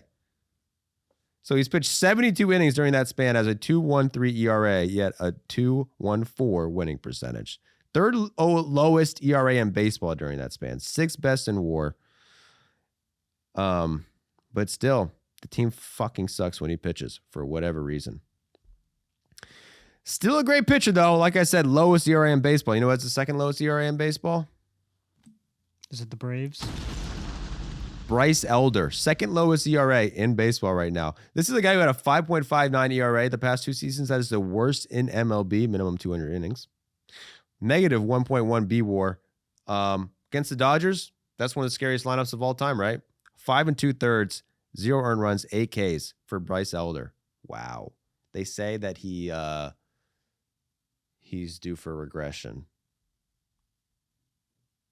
He looked good. That's what I'm talking about. The stat nerds can't spoil Elder. Because that was the thing in 2023. Everyone was saying this guy's like StatCast is crazy. I haven't looked at his StatCast, but is it still like that insane? Because it feels like he's striking out a lot more players. His when he made the All-Star game in 2023, it was like all blue. This year it is his xERA is 2.89, which is, a run higher than his current ERA. But a 2.89 ERA, you're going to take that from a pitcher every day of the week. I'll take it. XBA, expected batting average, 208. He's not allowing barrels. He's striking out more than league average. He has a 24.4% strikeout rate. When you compare that to his 2023 season, it is far better than that. So he might regress a little bit, but so far through his first 9 starts, he has been legitimately good. Love it. I mean, hey, legitimately has the second lowest ERA in baseball. He's legit. Too legit to quit. Too legit to quit. So the Braves play the Dodgers, man. This is a fire on fire team. Two of the best teams in the league. Dodgers win game 1, Braves win game 2, and then in the third game, Braves 4-0 lead. That was Bryce Elder's game. So he pitches 5 2/3, 8 Ks, lights out. However, he gets taken out. Robert Suarez comes in the game. Dodgers load the bases. Max Muncy comes up to the plate. He bitch slaps a ball into right field. Eli White saves the game. So Eli White fucking breaks his neck, catches a ball. Braves win 2 out of 3. Braves did lose their first series of the season earlier in the week to the Mariners, but they beat the Dodgers 2 out of 3, have scored the most runs in baseball, have the lowest ERA in baseball, tied with the Yankees. And a lot of that has to do with Matt Olson. So Matt Olson, 3 home runs this week. He's back. Did they win the Freeman trade? You're looking at Freeman's contract, you're looking at Olson's contract, and it does finally feel like Matt Olson's going to age better than Freddie Freeman will for the next couple seasons. Yes. Say we both won. I mean, definitely hey, you know what? Why is always going to be a winner and a loser, bro? I think at the end of the day, when it comes to that whole Freddie Freeman, Matt Olson thing, the Braves are probably going to get stuck with Anthony Rizzo if they didn't get Freeman and Olson. So we got Olson. We got Olson. And Olson has been very, very good. We're happy to have Olson. Freddie did hit a home run against us, fucking asshole, on Friday. Did you notice he hit his 100th homer against the Braves? He hit his first homer, 100th homer as a Dodger, and his first homer as a Dodger came against the Braves. He had been in a slump for the past 3 weeks, and then the Braves show up and he's like, that's the team I want to hit. My 100th homer as a Dodger. He looked a little guilty running around the bases, to be honest. I still think he loves the Braves. And we love him back. So, but Matt Olson, we love him more. Way better Brave guy. Currently second most valuable player in the Major League Baseball league, according to Position Player WAR, which is saying a lot because there's a lot of great position players going around. He's the second most valuable according to F4. 14 home runs. That's third in the league, fourth in the league in OPS for Matt Olson. Braves, best run differential in baseball, biggest divisional lead in baseball. That is 9 games. And rest in peace to Bobby Cox. A lot of dead people this week for the Braves. 2 specifically. Ted Turner, rest in peace. And Bobby Cox, rest in peace. Bobby Cox, same birthday as me, May 21st. Coming up, guys. Everyone in the comments, make sure you wish me a birthday when it comes up. He has passed away. Baseball legend. Most ejections in history. Unbreakable record. Ted Turner. Would not be a Braves fan without Ted Turner. Me neither. Because he started TBS. Turner Broadcasting Station. And what else did he do? Gave the Braves a bunch of money. Speaking of money, he did a lot of philanthropy. You don't know? Are you going to tell me? I was thinking we should do BDE philanthropy. Okay. We should start a philanthropy arm.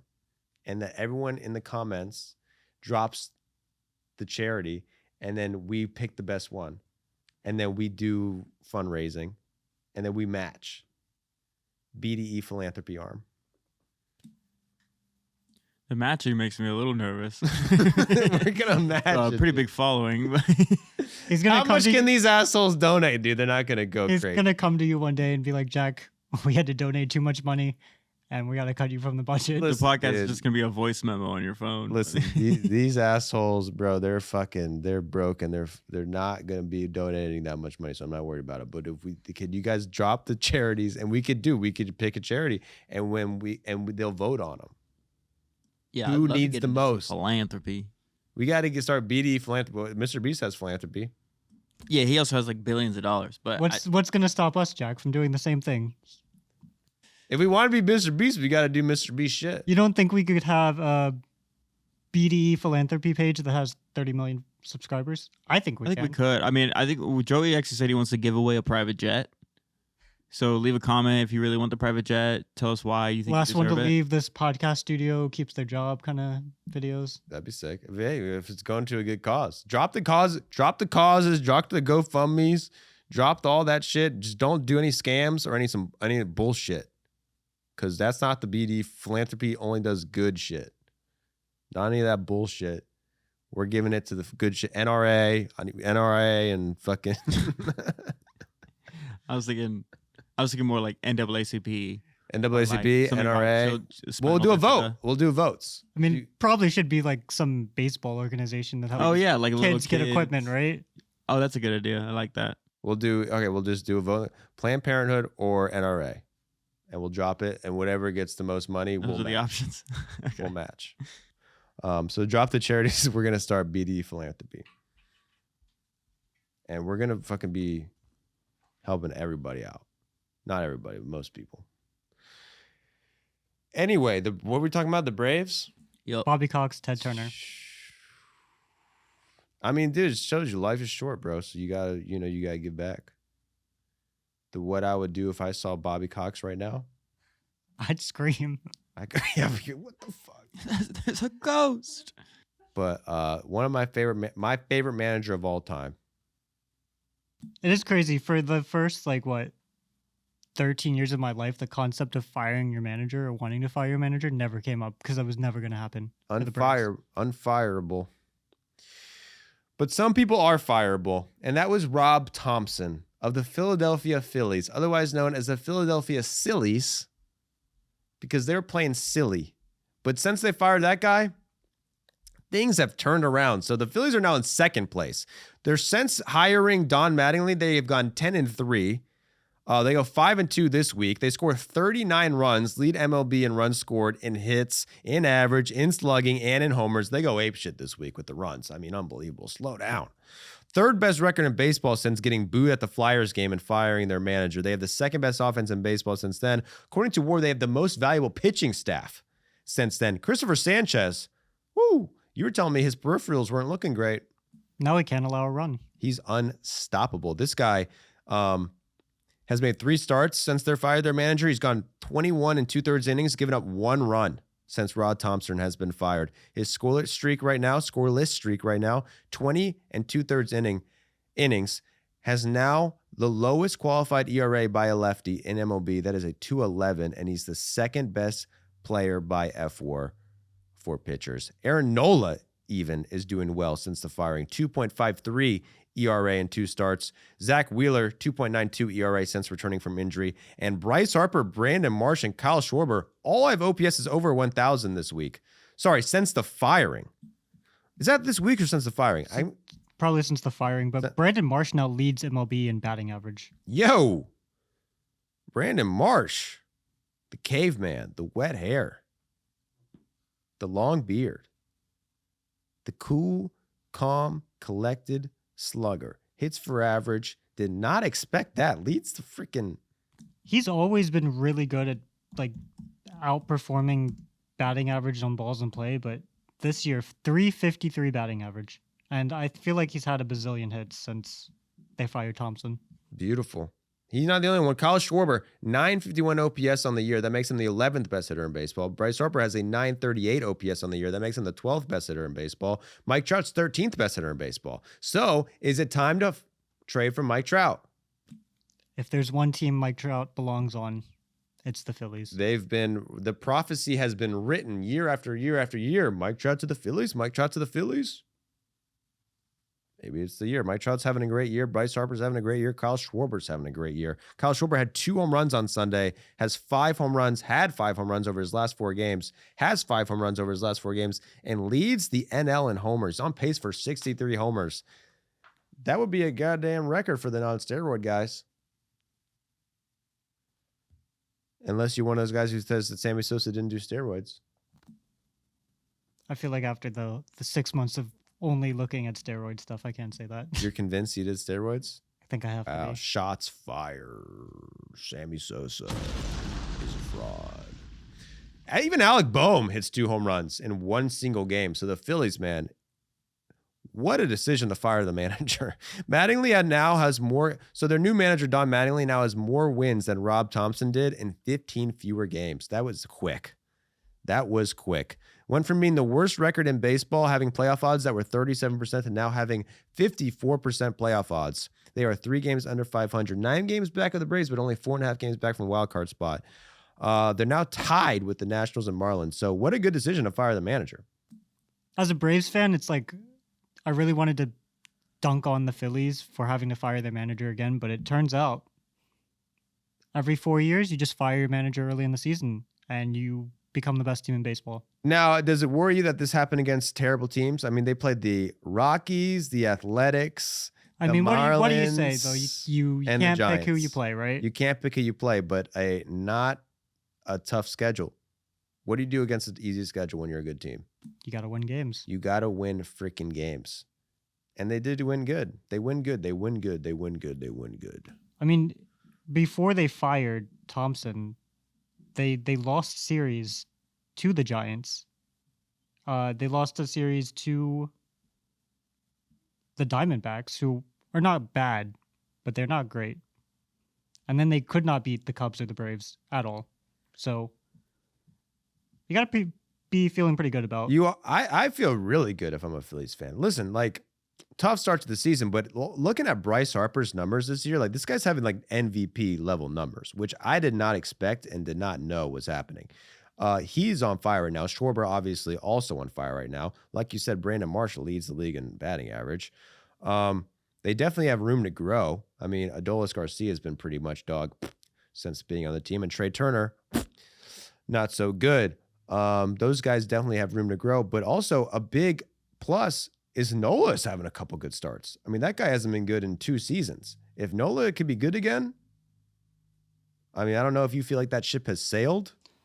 I mean, I personally think it has. I think the one guy on the Phillies that you really need more from is Jesus Luzardo, who you go out, and if you're a Phillies fan, you've got to be feeling like if Luzardo is on the mound, you're about to see 8 shutout innings or 4 inning start where he allows 7 runs, because there's like no in between with this guy. So far in half of his starts, he's allowed 5 runs or more. The other half, 2 runs or fewer. You're hot and you're cold. You're yes and you know. You're no. You're in and you're out. You're up and you're down. So for the year, Luzardo has a 5.98 ERA, but I don't think Luzardo's that bad. You're wrong when it's right. It's black. You're black and it's white. What song am I singing? Is it Katy Perry? Katy Perry. I don't know the name of it. Well, it's a good point. This guy's either the best, but look at if you're into the advanced analytics, the peripheral numbers, and you're Phillies fans, you're feeling really good about this pitching stuff. I mean, he has a 5.92 ERA and a 2.95 FIP. I'm sorry. I believe the Phillies, like, their pitching WAR as a team is like top 5, yet they're like one of the worst in ERA. So they're the 3rd best by pitching WAR. So wins above replacement, which Mitchell would know more about this than me, but I believe is basically what they're using FIP instead of ERA. So Fangraphs WAR uses FIP. Baseball Reference WAR uses runs allowed per 9, not like earned runs per 9, all runs per 9. And so if you ever have a pitcher with a 2.95 FIP like Luzardo, but a 6 ERA, they're gonna have wildly different WARs. So, and I think the difference is that is, FIP doesn't count balls in play. So FIP is, if you have a lot of strikeouts, you're going to have a lower FIP. It's kind of a predictive stat. So, I mean, the pitching WAR in Fangraphs is kind of more about what you're probably should have or expected to have in the future rather than what you've done. Is that fair to say? FIP is a good idea, I think, in theory, because you just look at strikeouts, walks, and home runs, what's in the pitcher's control, but it really ignores, like, if Luzardo's going out there and he's giving up 115-mile-an-hour line drives, those are going to drop for hits more than not. Yeah. So I don't think FIP does it doesn't Well, if do you're a good job looking at that. Well, what does Phillies rhyme with? FIP. So if you're a Phillies fan, you might as well be a FIP fan. And if you're a FIP fan, you're feeling really good about the Phillies pitching staff because they are 3rd in the league in WAR, 5th in the league in FIP, yet their ERA as starting staff is 27th. So it's like, how the fuck does that happen, man? Someone's got to check the numbers. There is They strike out a lot of guys, an but they issue give with up the a lot of defense. hits. Uh, And then the defense is bad too, according to the metrics. But you know where I stand on the defense. I mean, metrics, dude. I think the biggest case is Bryce Harper. Right now, if you look at any of his WAR, it's pretty low for a guy who's really good starting the season. And that's because they hate him. The outs above average has him at -6, and defensive run saved has him as a -2. And he's playing first base, and those get like pretty harsh penalties. I just can't imagine. This stuff's not like publicly available for people like me who don't work for MLB. But I can't imagine there have been that many instances of Bryce Harper screwing up a play. Yeah, I mean, Bryce Harper, like I said, 12th best hitter in the league, not even the top 30 in wins above replacement. I would say that Bryce Harper's probably a top 30 in MLB right now. He's hitting like it. And last year, Harper was a positive defensive player. So I don't know. Unless I see the rationale for why he's -6 outs above average, which is the lowest in baseball, I don't believe it. So here's the thing. We threw a lot of numbers at you, but the most important, what is the most important stat in baseball? Everyone knows it. Mitch, what is it? What is it? It's wins. And the Phillies have won 10 of their last 13 or something like that. Since they're firing their manager, the momentum has shifted. And the Phillies, you can be excited again. Also, don't forget about their closer. Has been a beast, 1.86 ERA, and Christopher Sanchez is a beast again. Best WAR for pitchers. And at the end of the day, unfortunately, that does mean your hot streak still just means you're tied with the Nationals and Marlins. So there is the other side of the coin. Does feel kind of crazy that the Phillies have played this well for 2 weeks now. And that was just to get them back to being tied with the Nationals and Marlins. They had the worst record in baseball. I would take it. I mean, you're in second place, tied with the Nationals and Marlins. The Nationals, however, it's your squad. That should be your second team. I don't get the Nationals. You go to all the games. They have the third best offense in baseball still. So this week, I mean, James Wood, 1,080 OPS, leads the league in walks. CJ Abrams, 9 RBIs this week. He's got the most RBIs in baseball. Nasim Nunez leads the league in steals. Unfortunately, the 26th worst starters ERA and the 27th worst bullpen ERA. So that's this tail of the tape for the Nationals. The boys can hit, but they can't throw. They do have one good pitcher. Who is the one good pitcher? Griffin? Foster Griffin. Doesn't he he leads the league in something, right? He was the best left-handed starter by ERA until Christopher Sanchez started, and then Sanchez took the crown by like 1/100th of a run. Yeah, the NL Beast. A lot of great pitchers in there, but Foster Griffin at age 30 is making a case to get traded from the Nationals. Foster Griffin debuted for the Royals, but I had never heard of him, and that's because he played for the Yomiuri Giants the last 3 seasons. So the Nationals signed him from Japan. Hey, there's a lot of players who went to Japan, came back, and were good. I mean, that is the New York Yankees of Japan, the Giants. So Foster Griffin, I got to look out for. Could be a big trade piece. They lose 2 out of 3 to the Marlins. Marlins aren't playing too hot either. Both these teams have been pretty mid lately. I mean, 500 teams. Yuri Perez gives up 5 runs in 5 innings. His ERA is up to 5. And Sandy Alcantara gives up 7 runs in 4 in a 3rd inning. So that alone tells me not good for the Marlins. I based the Marlins' entire season on those 2 guys. Alcantara did have a really good start against the Nationals. He had a bad start against the Orioles. Apologize. He's had a weird season. He started the season with almost 2 complete game shutouts, right? He had that one where his manager took him out early. And then he just had this stretch of games where he could not pitch. He had a 6.91 ERA over his next, 5 games? I don't know. Is he good? Is he not? Should I sing this song again? Sure. He's hot and he's cold. You're yes and you're no. You're in and you're out. I mean, Jesus Luzardo, same thing. Where'd they both come from? Miami. They raise these guys in Miami. This is what the pitching lab is. You're hot and you're cold. You're yes, you're no. You're in, you're out. You're up and you're down. You're black and you're white. It's wrong when it's right.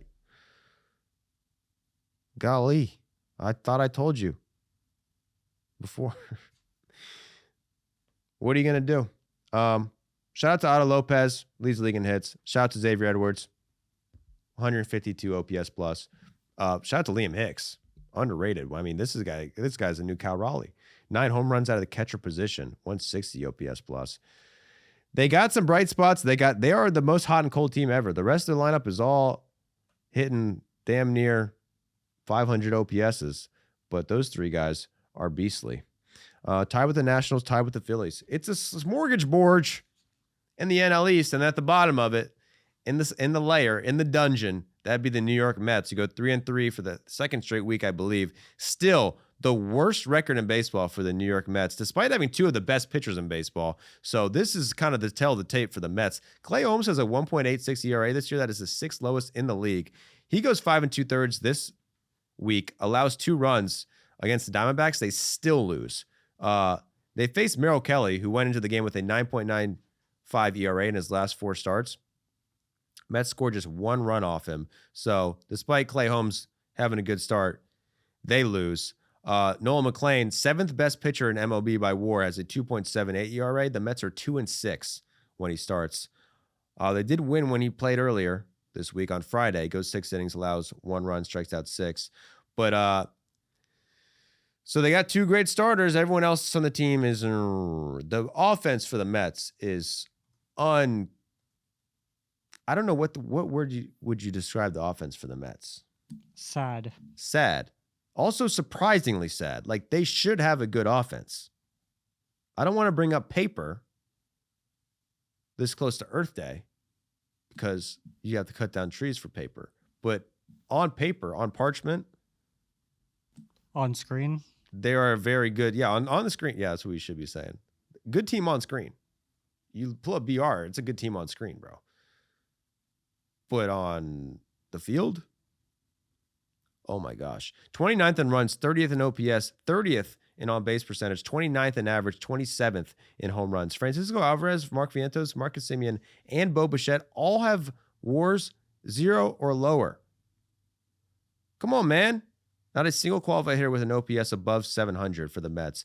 Only guy with an OPS above 700 is Juan Soto. He's not qualified quite. He's got an 826, so was doing great. However, he had a terrible week, so that's why that's down a little bit. That right now would be the lowest of his career by 27 points. So he's 2 for his last 26 when the team needs him most. Did he mean runners in scoring position? No, he went 2 for 26 this week. This week. He had a homer and a triple, and then he did not get a hit against Arizona. Wow. And the Mets played a bunch of close games this week. They lost a 4-run game in Colorado, but a 4-run game in Colorado is like a 2-run game anywhere else, right? Then they lost 1-2 and 1-5, and Soto did not have a hit in those games in Arizona. So Gary Cohen, I was surprised to see the Mets broadcasting crew is probably one of the best in baseball. Gary Cohen stays pretty objective while still being a fan for his team, but he said the quote that you just said, Soto is 2 for 20 his last 26 when the team needs him the most. And that was right after he flew out. I was surprised to see that. Yeah, that hurts. That hurts. Maybe they're turning on Juan Soto. They're taking Lindor's side. I mean, it's kind of unexplainable at this point. I mean, the Mets offense, they don't have one player with an OPS over 800, one qualified player. All right, that is Jorge Polanco's on this team. Luis Robert's on this team. Bo Bichette is on the team. Francisco Lindor was on the team. Marcus Semien is on the team. Mark Vientos, Francisco Alvarez. All of those guys at one point in their careers were all-star level players. All of them this year are below average, well below average. Bo Bichette hasn't had a hit in his last 4 games. What are they calling him over there? Bo Bichette. We made Mitchell curse. Fucko. I don't feel like me cursing is actually that rare. No, not really. Okay, sorry. This guy's like a sailor. So what do the Mets have to do to improve? I saw on MLB Network they were saying they should trade for Fernando Tatis Jr. Do you think that could happen? If anything, I think they're trading away players. I mean, they're the only team. This shocked me. They're the only team on pace to lose 100 games. And it's literally just the offense. I mean, the starting pitching staff is ranked 13th in ERA. That's acceptable. Mid-level shit. The relief pitchers, okay, 10th in ERA. They're a top 10 relief core. 30th in OPS, 30th on base, 29th in average. Gosh darn it. But I think, yeah, I mean, Nolan McLean's starts are kind of the whole deal with the Mets. Like, you have one of the best pitchers in the league, probably second best rookie in the National League, and you can't score when he pitches. Yeah. Like 2-6 for a guy who has not allowed, I think, more than 3 runs in any of his starts. Unbelievable. So it's not like McLean has had a bunch of scoreless innings and then maybe a start with 5 runs allowed, 4 runs allowed. He hasn't allowed. He has one start where he allowed more than 2 runs. He allowed 3 runs to the Twins, and they are still 2-6 in those 8 starts. Also, don't sleep on Freddie Peralta. Freddie Peralta's had a great season. Well, now they're talking about trading Freddie Peralta. They should. I mean, I don't know. I mean, the Mets are at this point. I don't see this thing turning around.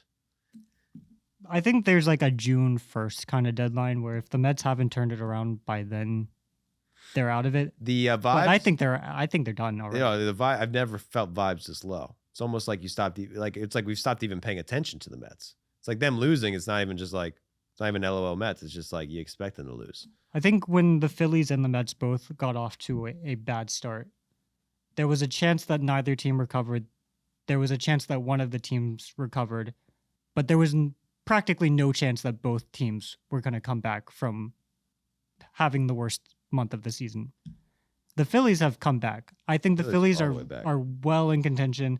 They've set themselves up to be in playoff contention for the rest of the year. The Mets, I think, are just out. Well, I'll tell you right now, second highest payroll in the league, $382 million payroll. They are $137 million over the luxury tax. So they are paying a massive tax bill of a $127 million taxes. And I believe that will just get worse next year. And they're on pace for 100 losses. Worst record in MLB in New York. But if you're in New York, maybe you get like the other New York team. Because the other New York team who pays a lot too is the Yankees. They've won 14 out of 16 games going into the week. So, but a very weird week for the Yankees. So they were hot coming into this week in first place. They won 14 out of 16 games. Ben Rice was the best hitter in baseball. He led the league in OPS. I think he still does. Has a slugging percentage of. Sorry, leads the league in OPS, slugging percentage, and on base percentage, but misses 4 games in a row with a thumb injury. Carlos Stanton is on the IL. Giancarlo Stanton is on the IL with a calf strain. Clark Schmidt is on the IL. Carlos Rondon is on the IL. Garrett Cole, all of those guys are on the IL. However, they're getting Garrett Cole back soon. So Garrett Cole is doing rehab starts in the minor leagues. He gives up 2 runs in 5 innings pitched. This guy hits a home run off him in the minors. This guy, Caleb Bonham, he has 12 home runs this year in the minors, leads the minor leagues in home runs, kills one off Garrett Cole. Garrett Cole is not happy. I don't know if he bat flipped or whatever, but next time he comes to the plate, Garrett Cole drills him with a pitch, a minor leaguer. So, hey, he's fat now. He has a kid now. You know, they thought maybe he's going to lose that edge. Did not lose his edge. He's motherfucking minor leaguers. That kind of excites me if I'm a Yankees fan a little bit. That he's so intense that he's willing to In a rehab start. get ejected in a rehab start. Hit a fucking home run off me, bitch. He pulled a Framber Valdez in a minor league game. People are calling But he did it the right way. Well, people are calling Framber Valdez a piece of shit for doing it. He just I don't know. There's no angle of the bat flip. Maybe there was a bat flip. Maybe he did a fucking backflip out of the box. I don't know. But it seemed like he just drilled him because he hit a home run. Gotta respect it. So Garrett Cole's rehab starts haven't been the best. Through his first 4, he had a 5.79 ERA. Sunday, he pitched again, 77 pitches, gave up 2 runs.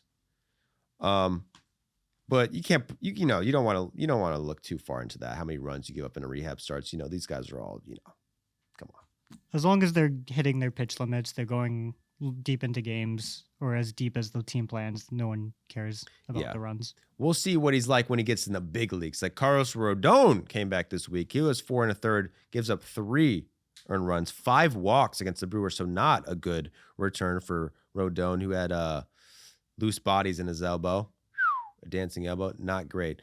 Schlittler, though, at least they got Schlittler. He's still unbelievable. 5 2/3, 1 run allowed against the Orioles, then goes 6 innings, no earned runs against Milwaukee. He's got a 1.5 ERA, leads the league in WAR. Schlittler, 2.4 WAR for Schlittler. I think he leads all players. He is third among all players. It goes Bobby Witt Jr., Matt Olson, Cam Schlittler. But that's number 1 for pitchers. Number 1 for pitchers. The thing about Schlittler is he strikes out a lot of batters and then just doesn't walk anybody. He has a 95th percentile walk rate. Gotta respect it. Gotta respect it. Judge hits 3 more home runs this week. Judge leads league in homers for the that's surprising. Judge leads league in homers again. 16 already for Aaron Judge. Aaron Judge is on pace to break his own record for home runs in a season. 63. On pace for 63 home runs. Go on. I feel like if you look at Aaron Judge's OPS this year, 1043, for him, it's like, yeah, that makes sense. If any other player had this OPS, you'd be like, wow, this guy's having the greatest season of his life. And this is Judge's second lowest OPS over the last 5 years. It's just an average season for Judge. Below average season for Judge. Bellinger also goes off. He goes 6 for 10 with 5 RBIs, 3 walks against the Rangers. They win 2 out of 3 against the Rangers. And their bullpen doesn't give up a single run. So they're the 3rd best bullpen ERA. Bednar leads the league in saves, even though he has a negative WAR somehow. And I think he blew another one after that. He blew one yesterday, right? It wasn't a save opportunity, but he did allow the game-winning homer. Okay.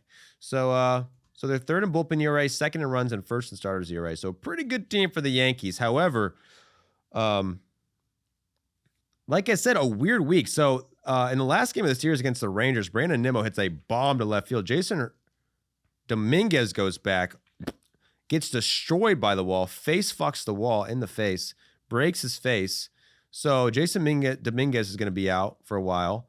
That means Spencer Jones comes up. Spencer Jones was the 46th best prospect according to Baseball America. He's been in the minor league, it seems like forever, but they've been talking about him coming up forever. He comes up for the Yankees. First at bat, he faces 104 miles per hour from Mizorowski. So welcome to the show. But he is 6'7". He is an Aaron Judge man himself. We'll see what he does. So far, not so good for him because he's come up and put a spell on them. They go 0-3 against the Brewers, gets swept by the Brewers. Bullpen blows 2 games in a row. So I was saying how good the bullpen had been. Not so much in this game. In the bottom of the 10th, Tim Hill's in the game, hits a dribbler. He goes over, he gets the dribbler, yucks it over to first, hits a guy right in the fucking face, I believe, or maybe in the arm, whatever. But that error cost them a game. Sucks to suck. They get swept by the Brewers. Another concerning thing, Ben Rice, after missing 4 games, does not go on the IL, comes back for the Brewers series, but goes 0-13 in that Brewers series. And he's got to be the biggest reason, one of the biggest reasons, they have been so good. I mean, he's been the best qualified hitter in the league so far.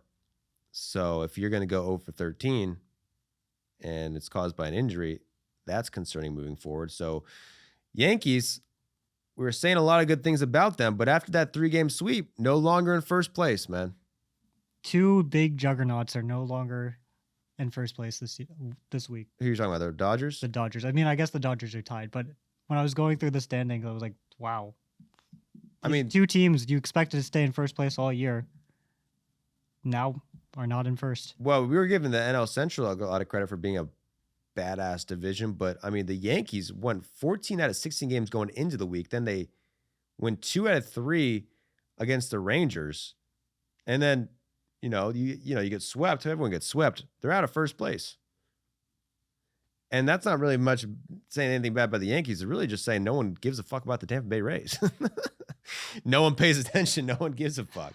The Rays are just like the best team, one of the best teams in baseball over the past month and a half. No one paid attention. If the Rays are not playing an NL Central team, they actually can't lose, and we don't care. No one cares. No one. Why would you care? They're just a bunch of NPCs on the team, and that's not an insult. That's a compliment, but it is a bunch of NPCs. Can we call a spade, Mitchell? We can. Because NPCs, they get a bad rap, but NPCs, they got qualities too, and they're all underneath the surface. They all have their own strong attributes. They all might look kind of the same cookie cutter, but if you utilize NPCs the right way, you could take over a village with an NPC. It's like a tortoise and a hare situation. Exactly. Rays are the tortoise. Slow, steady, not flashy. No one's paying attention. Nobody gives a fuck. So the Rays have lost 3 games this year against opponents that are not from the NL Central. 10 of their losses have come against NL Central teams, and then they've gone 2-1 against the Red Sox, 3-0 against the White Sox, 2-1 against the Guardians, 5-1 against the Twins. They swept the Yankees, they swept the Giants, and they swept the Blue Jays. So if I had to do a power ranking right now, I would just put the 5 NL Central teams, 1 through 5, how they're ranked right now, and then I'd put number 6 Rays, then Braves. Yeah, I think that's Because fair. when they're not playing the Central, they're the best team in the fucking world. They're going into the week, they had won 9 out of their last 10. They had a 21-12 record. This week they go 5-1. So they now have the best record in the AL. They sweep the Blue Jays. During a 3-game series, they allowed just 4 runs. I mean, that is the whole point of this team. It's the starting pitching staff. Everything else is kind of meh if you look at it from a snapshot view or whatever, but their starting pitching staff is elite. 13 games in a row, giving up 3 or fewer runs. That's from Sarah Langs. That is the second most in wild card era. The longest streak is 18. They have gone 13 games in a row with 3 or less runs. Nick Martinez. So he goes 5 innings, 1 earned run on Monday. He had I don't know what it is now, but 1.71 ERA in the season, 5th best ERA in baseball. Hasn't even been a starter since 2021. That was the last time he was a full-time starter. That was when he was with the Fukuo. I even tried to write, what is it when you try to spell it out? So it's Phonetically. I tried to do the phonetic spelling. I still fucked up. Fukuoka. Fukuoka SoftBank Hawks. Last time he was a starter, he was in the SoftBank Hawks, man. Hasn't had a full-time starter season in the MLB since 2015 was the Rangers. The Rays said, you know what? Be a starter for us. 11 years later, since starting, he is a starter for the Rays. He is the 5th best ERA in baseball for the Rays. Shane McClanahan on Wednesday, 5 2 innings, 2 hits allowed, 0 earned runs, 4 Ks. He lowered his ERA to 2.60. So Shane McClanahan, this guy, in 2022, he was the open day starter. 2022, he was an all-star, starting pitcher in the all-star game. So he was the best pitcher in baseball that year for the first half at least. 1.72 ERA at the break. Ends up getting 6th in Cy Young. However, he's injured in August in 2022. And his life, it got dark. Play the sad music. It got dark, dude. 5.21 ERA after he returned. In 2023, TJ, bro. Tommy John. That's his 2nd Tommy John. Most guys don't come back from 2 Tommy Johns. He tries, misses 2024, 2025, tries to come back, doesn't come back, is not able to. His fastball velocity was down 5 miles per hour last year when he tried to come back. He made his first start in 973 days in March this year. And it didn't start out well. So his first few starts, he had a 5 ERA, couldn't make it into the 6th inning once. But since then, has not allowed a run. So he shuts out the Twins, shuts out the Giants, and on Wednesday, he pitches 5 2/3, 0 earned runs allowed against the Blue Jays. And I don't think he's pitched since then, right? No. So after not pitching for fucking 3 years, this guy has a 2.60 ERA. So shout out to Shane McClanahan. The Rays, Jack, you must feel very proud to be a Rays fan today. First place, man. It's been a while. Yeah. It's been a minute since you guys, 2020, that was your year. You guys were in the World Series. 2021, I forgot what happened. 2022, something else happened. You guys were playoff teams. But 2023, you guys were the best team in baseball for the first half. Remember that? But didn't end up well in the playoffs. Then 2024, 2025. We're running out of years. What happened, dude? What's your opinion on everything I just said? I mean, I think it's a slow build. I don't even think this year. You I know, don't think this is their year. this is not your year. I don't think it's their year. And there's more exciting. I just look for excitement. There's more exciting teams to watch. That's kind of my issue with wanting so badly to support Tampa teams is that the Rays are not that exciting to watch for me. So I don't really feel that invested. Was it the fact that they play in a minor league stadium? It doesn't help. They don't play in a minor league stadium, idiot. Fake fan. That was last year, you dumb bitch. They're back in the Trop. Thank God.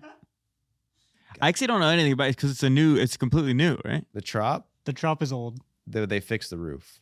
Oh, that's all they did, renovations? Yeah, because the hurricane. Here I am. Rock me like a hurricane. I think Jack is right though. The Rays, if you love pitching, they're like one of the most exciting teams out there. Since they started this hot streak against the Reds, they are obviously best in baseball when it comes to runs allowed. They've allowed 24 runs. The next best team has allowed 50. So this is dating back to April 22nd. But their offense is so bad in the same span. How bad are they? The Rays have scored 61 runs in the span that they've gone 14-2. They don't need it, dude. That's 26th in baseball. If you like offense, and I love offense way more than pitching. If I'm gonna be honest, I hate watching pitching. Well, But- don't lie, Mitch, please. If you like offense, the Rays are not at all exciting. Who likes offense, dude? I like some guys scraping together a run here and there, going deep into games. They're fourth in league in average. Come on. And they can steal. Small ball, bro. Small ball. They've gone 14-2 in a span that they are 26th in runs scored. I Oh. mean that it's good. They've been good. Their pitching has been phenomenal. Well, what's their record in that span? 14-2, 14-2, dude. but the offense is just not. You can't argue with 14-2. Since April 10th, they have the lowest ERA in baseball, 2.79, allowed the least hits, second lowest whip, lowest opponent batting average. They've used 7 starters during that span. Out of the 7, only 1 was a full-time starter last year. So the team, to create this unbelievable pitching staff, has basically just got a bunch of fucking part-time starters or relievers or injured guys, made a smorgasbord of them, and it's worked out perfectly. It's the most Rays shit of all time.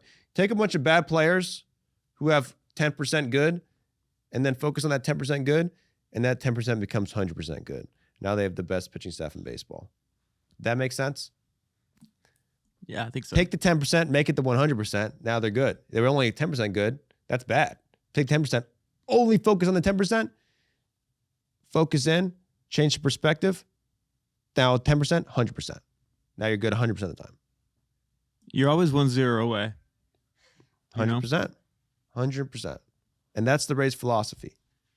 18th in runs, not great. 14th in relievers ERA, not great, but they can pitch. That starter pitching staff, third in baseball by ERA.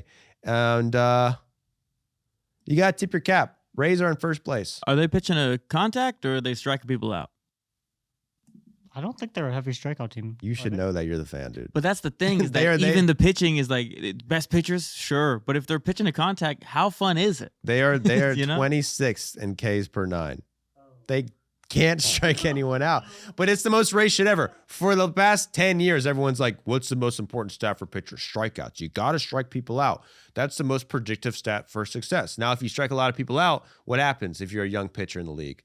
You get all the money. They say, we need the strikeouts. We need the strikeouts. The Rays see this trend and they say, you know what? The value's in the guys who don't strike motherfuckers out. We can get them on the cheap. We can get the low guys. And get him to stay there.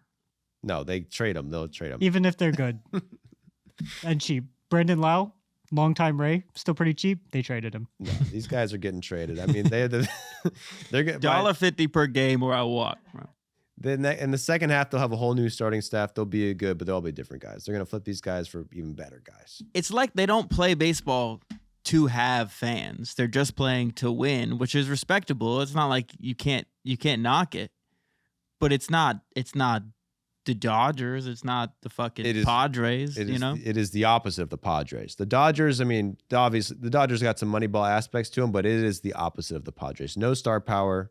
I mean, Jack is hitting it on the head with the fan stuff. They are not like Artie Moreno, his quotes, fans don't care about winning. Fans care about safety and ballpark experience and like having a Mike Trout in the lineup for 10 years. The Rays are the opposite. They're like, we're just going to optimize all these NPCs and put them in the right position, and you'll never know who they are. And as soon as you do know who they are, we're going to trade them, and we're going to get guys from Tampa who are jacked. They look like they're from Tampa. They act like they're from Tampa. They're dumb. Like you guys, I didn't even say fucking me. But I'm saying even the Tampa boys aren't going to like the Tampa Bay Rays. You got to pick your spots though. Would you rather win or be fun? I mean, personally, I guess I'd rather be fun, but I think that if you have a winning team, then it opens up doors to do all kinds of shit. And then maybe they get more fun. Probably not. I think Seems the like no. Rays are not. They've been this for 10 years. They've been this way. Right. I don't think the Rays are old enough. They're not. They're not old enough to have diehard fans. So like the Angels, you kind of are old enough to have diehard fans, and you're kind of locked in for life. But the Angels are fun. Angels suck, but they're fun. But they have like Mike Trout. The Rays, I feel like you kind of need to be fun because you're not old enough to have diehards. Like Jack is not going to be a diehard sports fan, but if he's in the area and there's a game, he wants to go and have fun. He's not going to show up at the Trop and have fun. It is actually interesting to see because the Rays really have been a super successful franchise, but all that winning that they have done, and of course no World Series, but they went to a World Series. Yeah, it was 2020. I don't think it's really translated into much. I mean, I don't feel fan interest. They've had a star player who stayed around Other more than than Evan a few years since Longoria. Yeah. Caminero has that chance right now because he's young and he's good right off the bat. But I mean, they're just as likely to trade him in year 4 than keep him through year 6. What if they get Wander Franco back? What if something comes out tomorrow? It turns out the guy is totally fine. Didn't even do anything weird. Then that's a fun team. That's a fun team. You get Trevor Bauer. You sign up Trevor Bauer. You get Wander Franco back on the team. Now that's a fun team. That's some star power. I still think it's where Tommy Pham belongs. Tommy Pham. That would be like the freaking 2007 Gators. Tommy Pham, Trevor Bauer, Wander Franco. All in the same club. But then who's their Tebow? They need a Tebow. There's always a Tebow, though. There's Jameis Winston, same thing. He wasn't fucking good at football. I mean, he was in college, obviously. But then Tampa fans loved him because he's exciting and he's like controversial and he's doing weird shit and he's eating W's and all this craziness. Listen, Brandon Phillips. Not Brandon Phillips. Who's the guy who... Brett Phillips. Bring him back. He's the... He is employed by the Rays. Exactly, man. He's like a good Christian guy. You bring in the abuser, you bring in the pedophile, and you bring in the fighter, Tommy Pham, and you get the smorgasbord.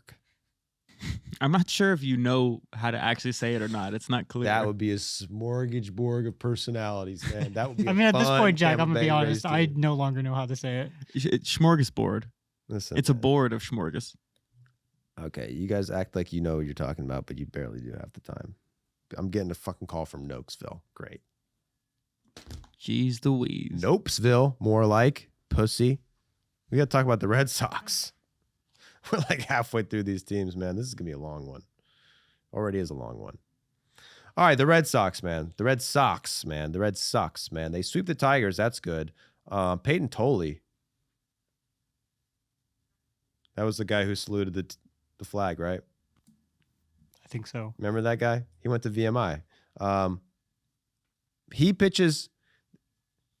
Wait, sorry. So his first start of the week, Peyton Tolley. That's the thing about the Red Sox. Obviously, they've sucked cock all season. We all know this. They fired the whole staff. Hasn't really worked out. Silver lining, guy named Peyton Tolley.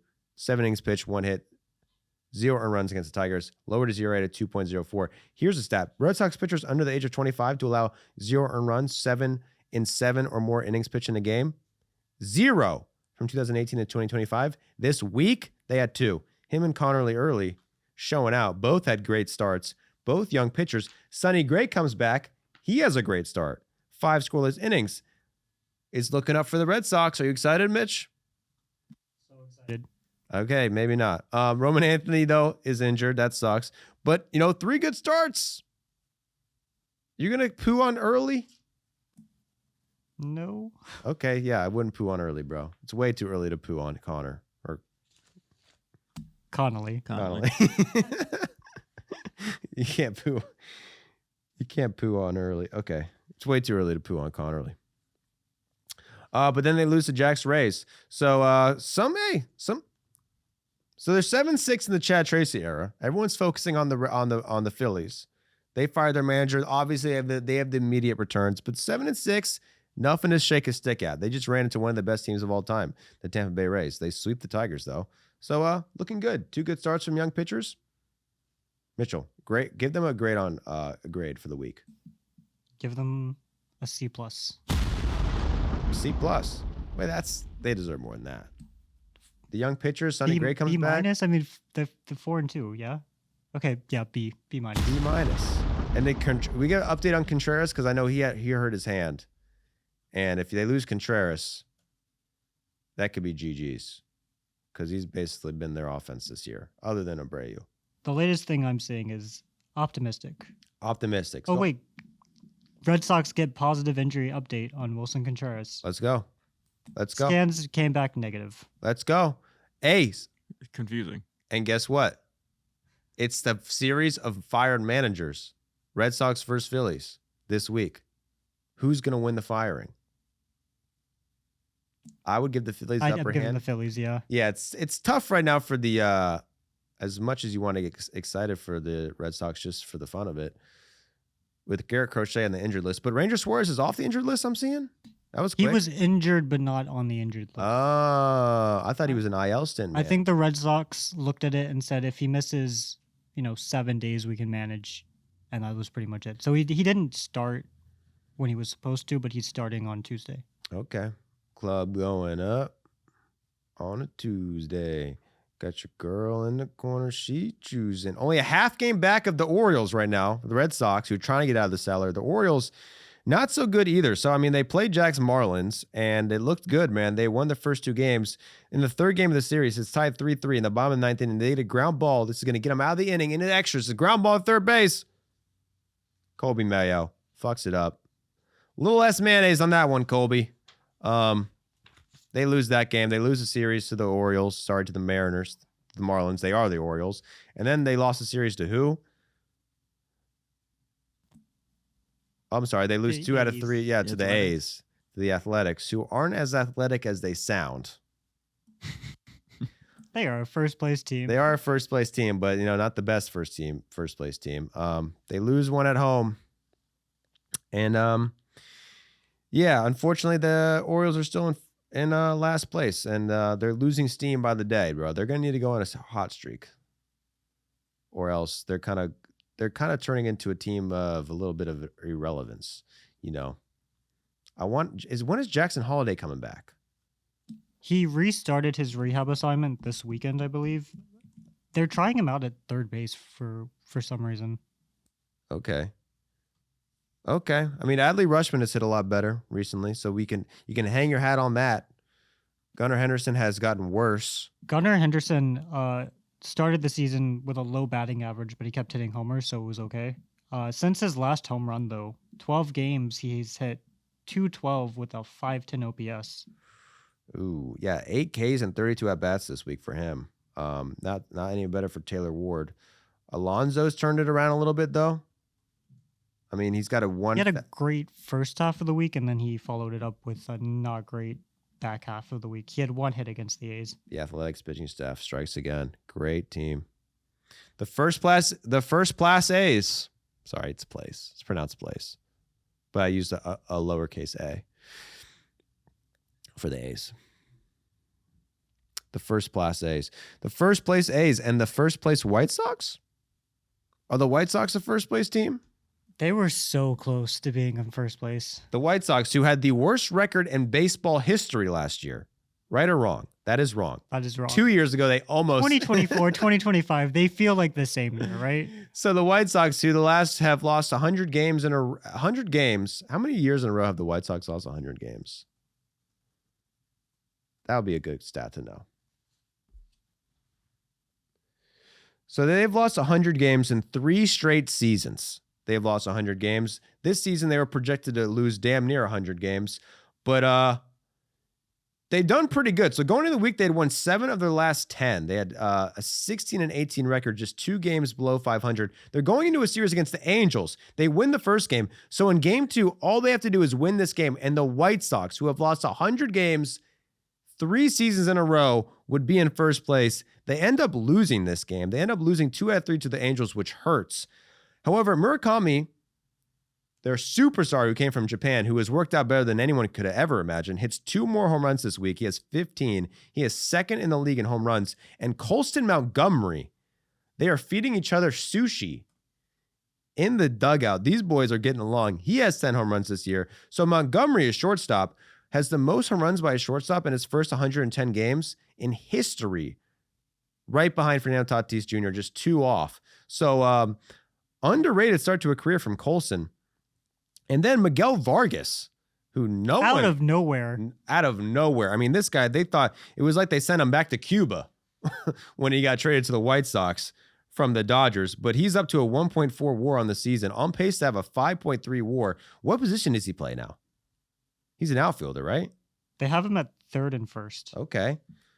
They found his position. So he's hitting well. Career high, 16 home runs last season. This year, he's already up to 9. He's on pace for 36 home runs, and he is not built like a 36 home run hitter, but Miguel Vargas is playing like they thought he would. I mean, he was a highly ranked prospect, I believe, right? Coming up. Yeah, and remember back, I think it was 2023, he wasn't allowed to swing in spring training, and his walk rate went sky high. He's walking more now than he did in any season with the Dodgers. So he's hitting home runs. He's walking. That's a really good player. Hey, man. It's looking like the White Sox might be able to scout him. I mean, Davis Martin, this guy, pitcher for the White Sox, has lowered his ERA to a 1.64 ERA. He's like 30 years old, isn't he? He is 29. 29. And has he ever pitched an MLB? This is his third season. He made his debut as a 25-year-old in 2022.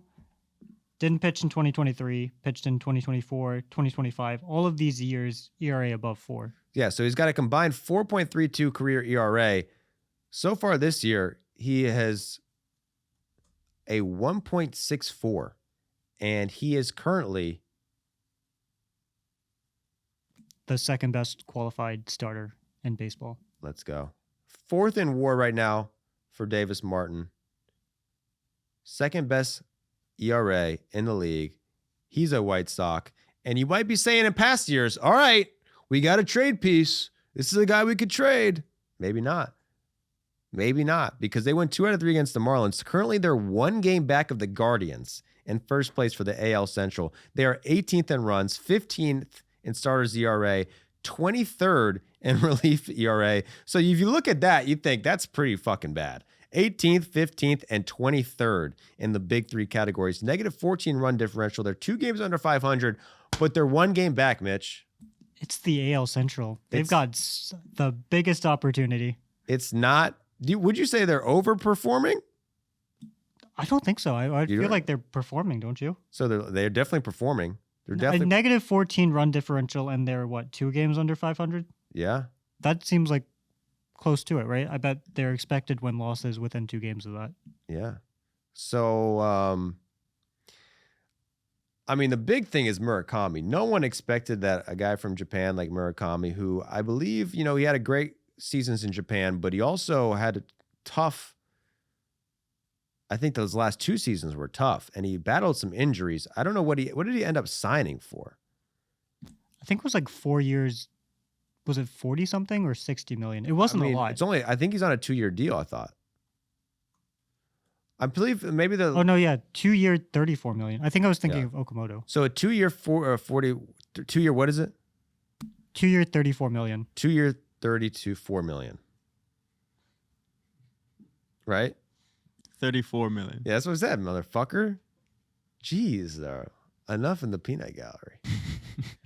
1.2 WAR. Leads the league in strikeouts, but damn, man, 15 home runs. Is it time to trade him? Would you trade him right now? I mean, it's not going to get any better. If I'm the White Sox, I'm going to make some bad decisions. And I think one bad decision that I'm going to make is I'm going to go all in on this season. They haven't seen success since 2020?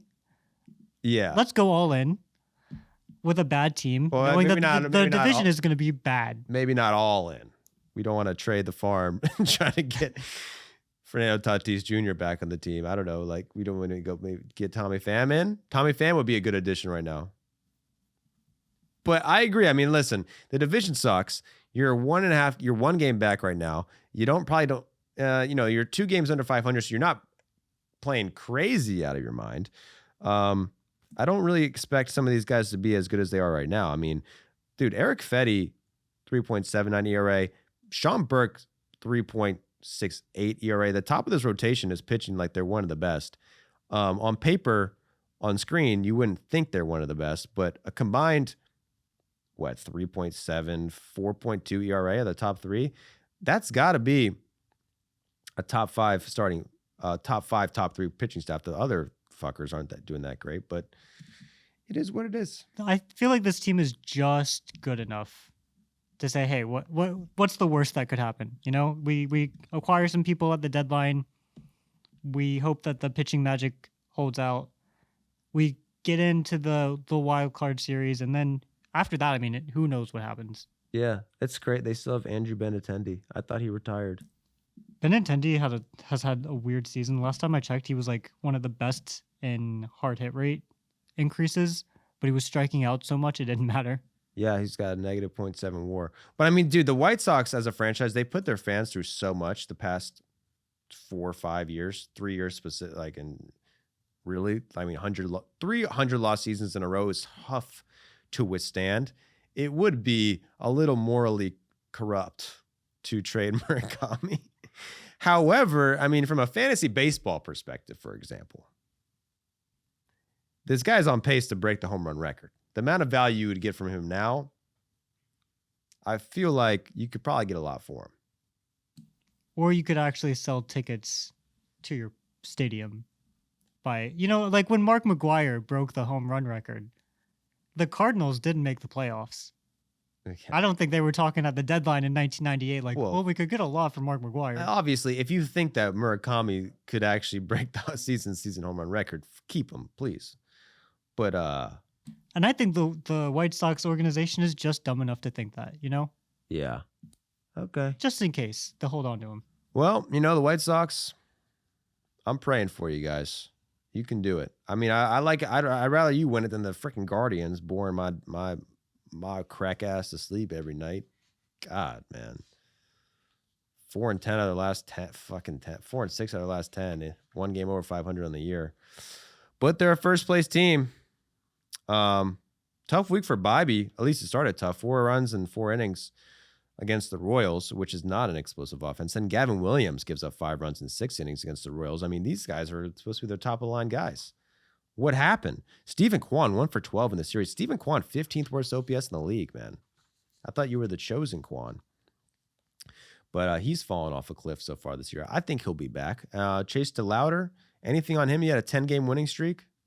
I was so ready to put some stuff on Chase DeLauder in the doc because he had a good start to his week and he had been pretty good over like a 2-week span, and then he didn't really do anything over the weekend. He went 2 for 10 against the Twins.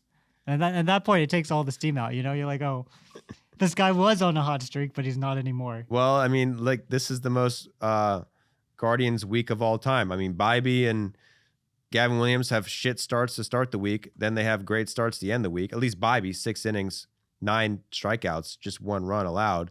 Gavin Williams had 2 bad starts, so that's rough. But, they're hot and they're cold. They're yes and you're no. You're in and you're out. You're up and you're down. But at the end of the day, you're about a 500 team, which is what the Guardians like to do. Even their big top prospect call-up, Travis Bizana, he has a 396 on-base percentage, which is like something that you can get really excited about, but it's coming through walks. He's hitting 194. He has a 278 slugging. He did hit his first career homer. Let's go. So he's playing well, but it's not like an exciting. And, dude, they had a good tweet, bro. They tweeted his home run upside down. Although I'm looking, yeah, he's had 7 steals already. Let's go. That's a bit exciting. So one good part for the Guardians. Even J-Ram's not playing that well. Yeah, J Rams has a 745 OPS. Not J Ram season so far. But first place team, you gotta tip your cap. My Royals, I wish they could take advantage of this, but they can't. They split a series against the Guardians. Michael Walker, 7-inning shutout. 7-inning outing, 2 runs allowed. Cole Reagan's got hurt. That sucks for my boys, but it's just an impingement. I don't know too much about impingements, but that sounds like not that bad. Elbow? It's like a tweak. Oh, you tweaked it. It's just a tweak. So that's cool. They can't hit. Somehow Bobby Witt Jr. has the best WAR in baseball now. He has hit really well lately. He did have that 17-foot inside the park homer, which is electric. But his defense has been really 17 good. foot? 17 for you. 17 foot. How does that make sense? So he hit it into the ground, but he hit it really hard, and the ball rolled. And the Tigers fielder, Kerry Carpenter, couldn't field it well. And so it bounced off a wall. And Bobby Witt Jr. is very, very fast. Got it. In the park. And so he hit an inside the park home run. Bobby Witt Jr. ran the bases in 14 seconds. I could do that. Should we? A little short? Cut to the clip. Yeah, I could do that. We're like a quarter of a mile from our little softball field. Yeah, at a certain point, we do need to see who's got the fastest feet on the podcast. I'm gonna need a big softball field for that, buddy. I think we'll have to go to Nat Stadium. They'll have me That's anytime park. I ask, man. Just got to give them the word. You know who I am, right? Baseball fucking doesn't exist, bitch. That's what we were saying in 241 a couple weeks ago. You know who I am, bitch. I'm fucking baseball fucking doesn't exist. I don't need a ticket, dumbass. Motherfuckers forget, dude. So Bobby Witt leads the league in WAR, but my man Pascatino, what happened? I saw him give an interview where he was saying, "I've been shit all year. It is what it is. I suck." And you know, it's good for some accountability. He has not been very good at 640 OPS, 80 OPS plus. Listen, man, just take it one day at a time. We're gonna turn this thing around. My other man, you know, Salvador Perez. Even worse, he's got a 555 OPS. That's a 55 OPS plus, negative 0.6 WAR, man. I think he's the worst player in baseball right now by WAR. He might be. I think he's always been a divisive player amongst like traditionalist and analytical people, but this year I think he's been bad by all methods. Yeah, currently he ranks last in F-WAR, tied with Cedric Mullins. That's your boy, Jack. The Tampa Bay Rays. But they do beat the Tigers 2 out of 3. So, like everyone in that division, they're keeping it. They don't want to get too hot, don't want to get too cool. Let's just kind of suck and be average. Coming into the week, a 7-3 record for an AL Central team feels like the Cubs' 10-game winning streak. You know? Yeah. So I mean, the best record in the division is 21-21. So they're all, but you know, the Twins, who are the worst in the division, are just 2.5 games back. So you know what? Everyone's got a chance. Everyone's got a chance. You got anything on the Twins other than Byron Buxton? Because Byron Buxton's been the best hitter in baseball over the past few weeks. Buxton has been very good. I think he's really been the only thing about the Twins worth talking about, especially with Taj Bradley going down with an injury. Bradley pitched very well this week. Joe Ryan, he's okay. But yeah, Buxton had 0 home runs through his first 14 games. And in his next 23, this is through Saturday. I don't think he homered yesterday, but he had 13 homers in a 23-game span. All right. Damn. So now he's like, what, 4th, 5th in the league in homers after going the first 2 weeks of the season without one. So he's on pace for 70 if he keeps up 13 in 23 games. Gotta respect it. So Taj Bradley's hurt, but Byron Buxton is not hurt, and that helps, but he will be hurt soon. Kidding. Let's go back to the NL Central. Last NL Central. Oh, yeah, NL Central Cardinals. Forgot about them. Cardinals. They split against the Brewers, then they split against the Padres. They kept it even keeled. Don't forget Libertor. 6 innings pitched, 1 run allowed. Okay. JG Weatherholt, give me my money, cash now. Inside the park home run. Tough week for him, though. 5,500 OPS. That'd be an amazing OPS. 550 OPS. McGreevy, this was the guy I was looking at. 6 scoreless innings, has a 2.18 ERA, 10th lowest qualified starter in baseball. So the Cardinals, they split the week. They could have swept the Padres if they got a little luckier, but they didn't.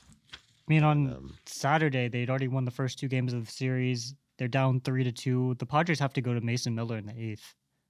Can't get that run across. The Padres scored another run in the top. And at 4-2, you feel like the game's over, right? But the Cardinals loaded the bases against Mason Miller. But Mason Miller struck out 4 batters in the 9th. That's impressive. That's very impressive. 4 batters in 1 inning doesn't usually happen. So the Cardinals had that chance. And then, of course, they went into the 9th with a 2-0 lead. 1 strike away from winning.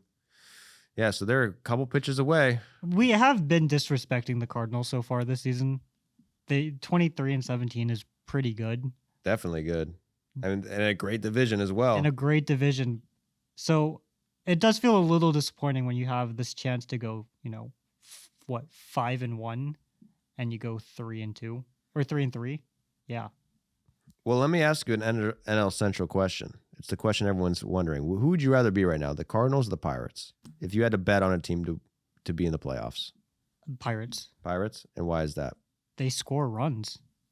They're still like 5th in runs this year, shockingly. Yeah, I mean, also I would actually say that their starters are actually they're the best 5th best starters ERA in baseball. And Paul Skeens has been like lights out since opening day, right? Yes. So Paul Skeens has a 2.38 ERA. He goes 8 innings, allows 2 base runners, strikes out 7. So I mean, that's the second time where he's kind of flirted with a perfect game.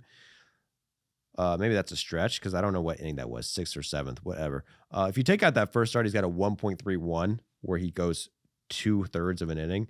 Even with that start, he's got a 2.36 ERA. I believe he's like 6th in WAR. But then you got Braxton Ashcraft. The motherfucker's got a 2.77 ERA. He goes 7 innings, 1 earned run against the Giants. And Mitch Keller, 2.87 ERA. So Ashcraft, Keller, and Skeens together all got sub 3s. All in the same starting staff. It's actually insane that they have that and what you were saying with their offense and aren't a first place team. I mean, they're in last place, aren't they? They're tied last. Tied for last.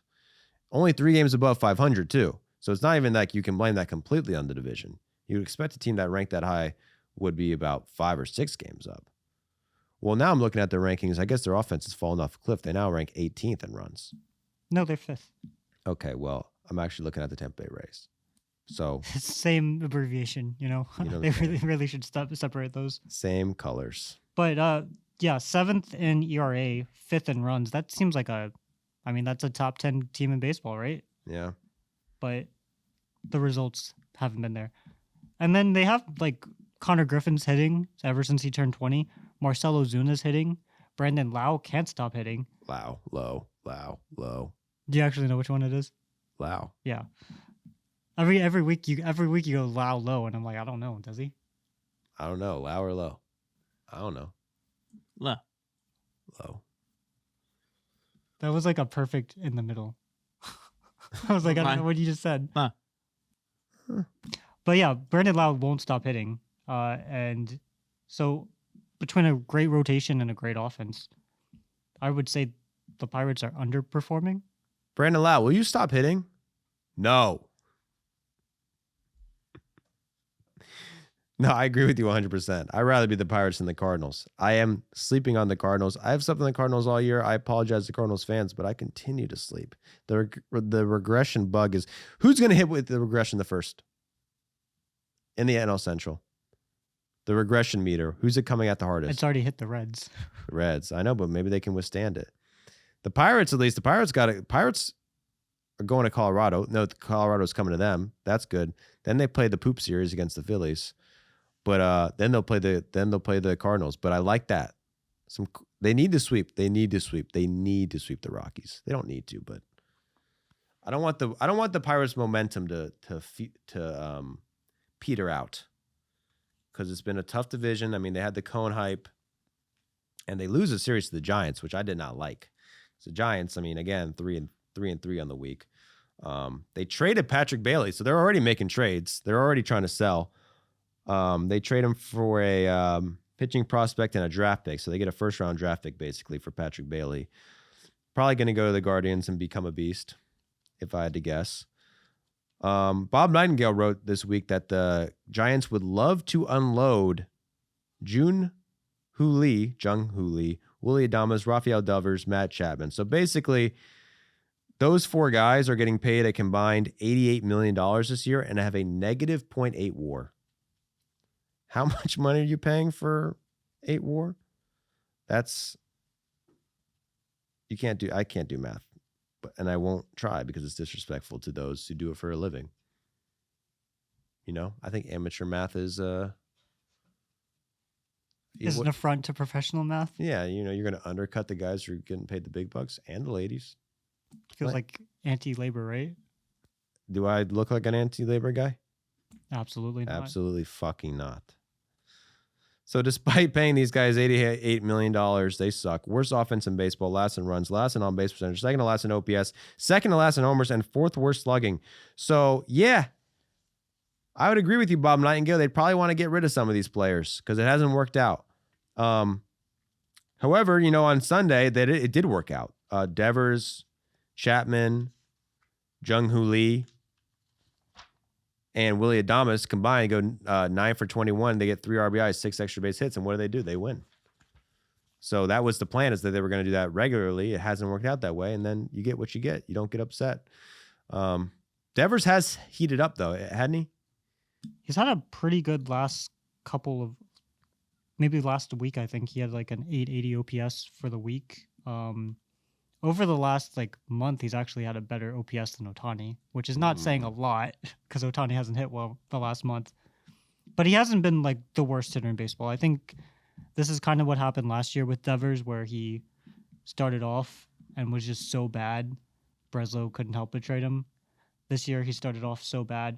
He had a nice 7-game hitting streak that was snapped on Saturday, and then he had a 2-8 game. So over the last, since April 30th, he has a 1.21 OPS.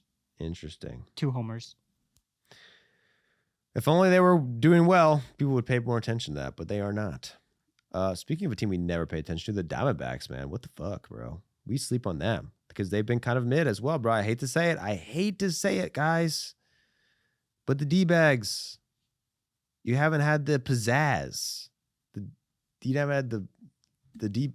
I feel like in the past couple of years, their pitching has been so bad, but their offense has been so good that there was kind of this thing to watch out for. The offense hasn't been that great this year, and up until this week, their pitching was awful. Their pitching was really good this week, and then their offense was still awful. Come on, man. We just can't hit on all cylinders. Just wait. This is more of a team for the summer because when the boys come in from out of town and they can't take the heat in the Phoenix summer, 112 degrees, just wait. We're going to heat up and teams aren't going to be able to take it. Hey, listen, Eduardo Rodriguez, I say it every time I look at this team, 2.25 ERA. He has resurrected his career. It sucks that everyone else is bad. I mean, all the rest of their starters have ERAs over 4. I mean, all the other starters have given up at least 8 runs in a start, I think. Come on, man. 8 runs? You can't go up 8 runs in a start and expect to win the game, man. I've said that since day fucking 1. I stand by that. Till the day I die, you give up 8 runs in a start, you're going to lose the game probably. 25th in starters ERA for the Diamondbacks. They go 3-3 on the week. They don't fare well against the Pirates, but they do win 2 out of 3 against the Mets. So guess what? You're better than the Mets. You're better than the Mets, but the offense, like Mitchell said, not very good. So their best hitter this week was Arenado, 800 OPS, which I watched him against. I watched him against Skeens. Real jumpy at bat. That was my impression of Arenado this year. Jumpy at the plate. He needs to calm down a little bit. I didn't realize how good he's been. I mean, compared to the rest of the league, it's not phenomenal, but he has a 112 OPS plus. That's his highest since 2022. Hey, maybe he's a trade piece. I mean, I don't think the Diamondbacks are paying him anything, right? Yeah, they're paying him $5 million a year. Who's paying him? It's still the Rockies. I think the Rockies are paying like half of the deal for the Cardinals, That's and so the Cardinals funny. are paying like half of the deal for the Diamondbacks. The Rockies are still paying Arenado. He's on 2 teams later. Speaking of the Rockies, they win 1 against the Mets, 1 against the Phillies. Slowing down for the Rockies. There was a point week and a half in the season where we thought this team's good. They're 500. But since then, they have not been good. But they have been 5-5 and 5 over the last 10. Going into the week, I guess. Now they're 4-6 in the last 10. They are 7 games under 500. Mickey Moniak, who was the best qualified hitter, I believe, going into this week, or one of them, had a terrible week, so that stopped. 3 home runs last week, 0 home runs this week. Not even an RBI for Moniak. I feel like coming into the week, it was like, oh, this is the one fun part about the Rockies. You got Mickey Moniak. He's a former 1-1, right? Yeah. He's having a great season, and then you kind of track him, and he doesn't do anything. Kind of bums you out for the rest of the team. Well, you can't win them all. You try your best, but you really can't win them all. What are you going to fucking do, dude? I don't even know. I feel like we put last week's rock. Wait, what am I looking at? You're looking at the Astros. Oh, the Astros. What do you got on the Astros? Anything of note for you? Are they still hurt? They got even more hurt. Yeah, I don't really have anything. Their hitting's not great. Jordan's kind of slowed down. For a bit, he was hitting like prime Barry Bonds. Had an 838 OPS this week. They had a few good starts, which, they've had the worst starting pitching in baseball. You kind of take. But yeah, not an exciting week aside from Carlos Correa. Yeah, which is not exciting at Not all. exciting, but not noteworthy. Carlos Correa injured his ankle. He is out for the season. And unfortunately, everybody in the world called this when he was a free agent. So what were the teams that passed on him? Was it because of this specific ankle? No, so it's the other ankle. Oh my gosh. So let's see if I have the sequence right. Was it the Mets Definitely first? the Mets. Yeah, Mets. And was it the Giants? It's probably the Giants first. One of the teams gave him a big deal, and they were ready to go to the press conference. Yeah, he had his jersey printed out. And then the medicals came back, and one of the doctors said, "This is the worst ankle I've ever seen." And the Giants said, "Never mind." But the Mets decided to swoop in and said, "We don't really care about the ankle. Just give us that contract." And they offered him, I want to say, like $300 million still. But then the Mets looked at the physical and said, "Actually, I think that doctor was right. This is the worst ankle I've ever seen." And then he signed with the Twins for I want to say he lost $170 million. Yeah. When he signed with the Twins. $170 million, man, because of a bad ankle. Almost lost his life because of his fucking ankles this offseason or last season. Last season. Yeah. It was mid-season. Mid-season. This guy can't even swim, but he's playing shortstop for the freaking... So then the Twins sign him. He plays for the Twins for 4 years. The ankle never really seems to be an issue. Gets traded to the Astros. And then he was playing really well this year. Last season, he had a pretty disappointing year, which is why the Twins traded him in the first place. He went to the Astros, did it okay, but this year with Pena out, Correa kind of stepped up, and I think he had like a 120 OPS plus. Then his other ankle, popped. Ooh, so he is out for the year. And we've been talking about how mad the Astros starting pitchers have been because of injuries. Well, now here's their starting lineup. Yanier Diaz, Jeremy Pena, Carlos Correa, Loperfido, Myers, Trammell, Spencer Brown, Josh Hader, even though those are starters, pitchers. That was not the starting lineup. That was the injured list. Those are all the position players on the injured list as well. On top of Hunter Brown, Hader, which we thought was going to be a short-term thing. It has proved to be longer than initially believed. Amai's on the injured list. Javier is on the injured list. Blanco's on the injured list. Wineski, Walter, Pearson, they're all injured. But hey, another Texas team. Maybe in Texas, when the heat gets hot, they get hot, and they can come back. I still think the Astros will win the division. Psych. It's the Athletics here, bitch. Or maybe the Rangers. The one thing about the Rangers I will say about the Rangers before we move on from the Rangers is that DeGrom is maybe my favorite player in the league. He has one bad start. Okay, he had a bad start against the Yankees, but then he pitches 7 scoreless innings, strikes out 10. Lowers his ERA to a what? What? I thought you had it. I don't have it. I'm about to look it up. I know it's low. 2.62 ERA. He is carrying the pitching staff. I mean, Eovaldi has been shit this year. No offense to Eovaldi. I love you, man. But he was so good last year, you expected more. But this week against the Yankees, 8 innings, 1 run allowed. That is his 3rd start in a row that he's just you know what, the Yankees. Allowed just 1 run in his last 15 innings. Eovaldi, when he faces the Yankees, since he became a Ranger, is like the best pitcher in baseball. He has thrown 53.2 innings against New York and has a 1.51 ERA in that 4-year span. So you're saying there's a chance?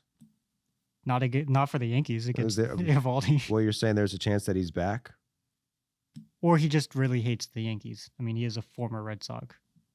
I mean, He's a former Yankee, isn't he? Yes, sir. Yes, sir. He's one of the only few pitchers who has come back from 2 Tommy Johns. And now it's looking like you can add Shohei to that list. So they lose 2 out of 3 against the Yankees, but then they beat the Cubs 2 out of 3. The Cubs were the hottest team in baseball. Jack Leiter, 4 2/3 scoreless innings, and they shut the Cubs out.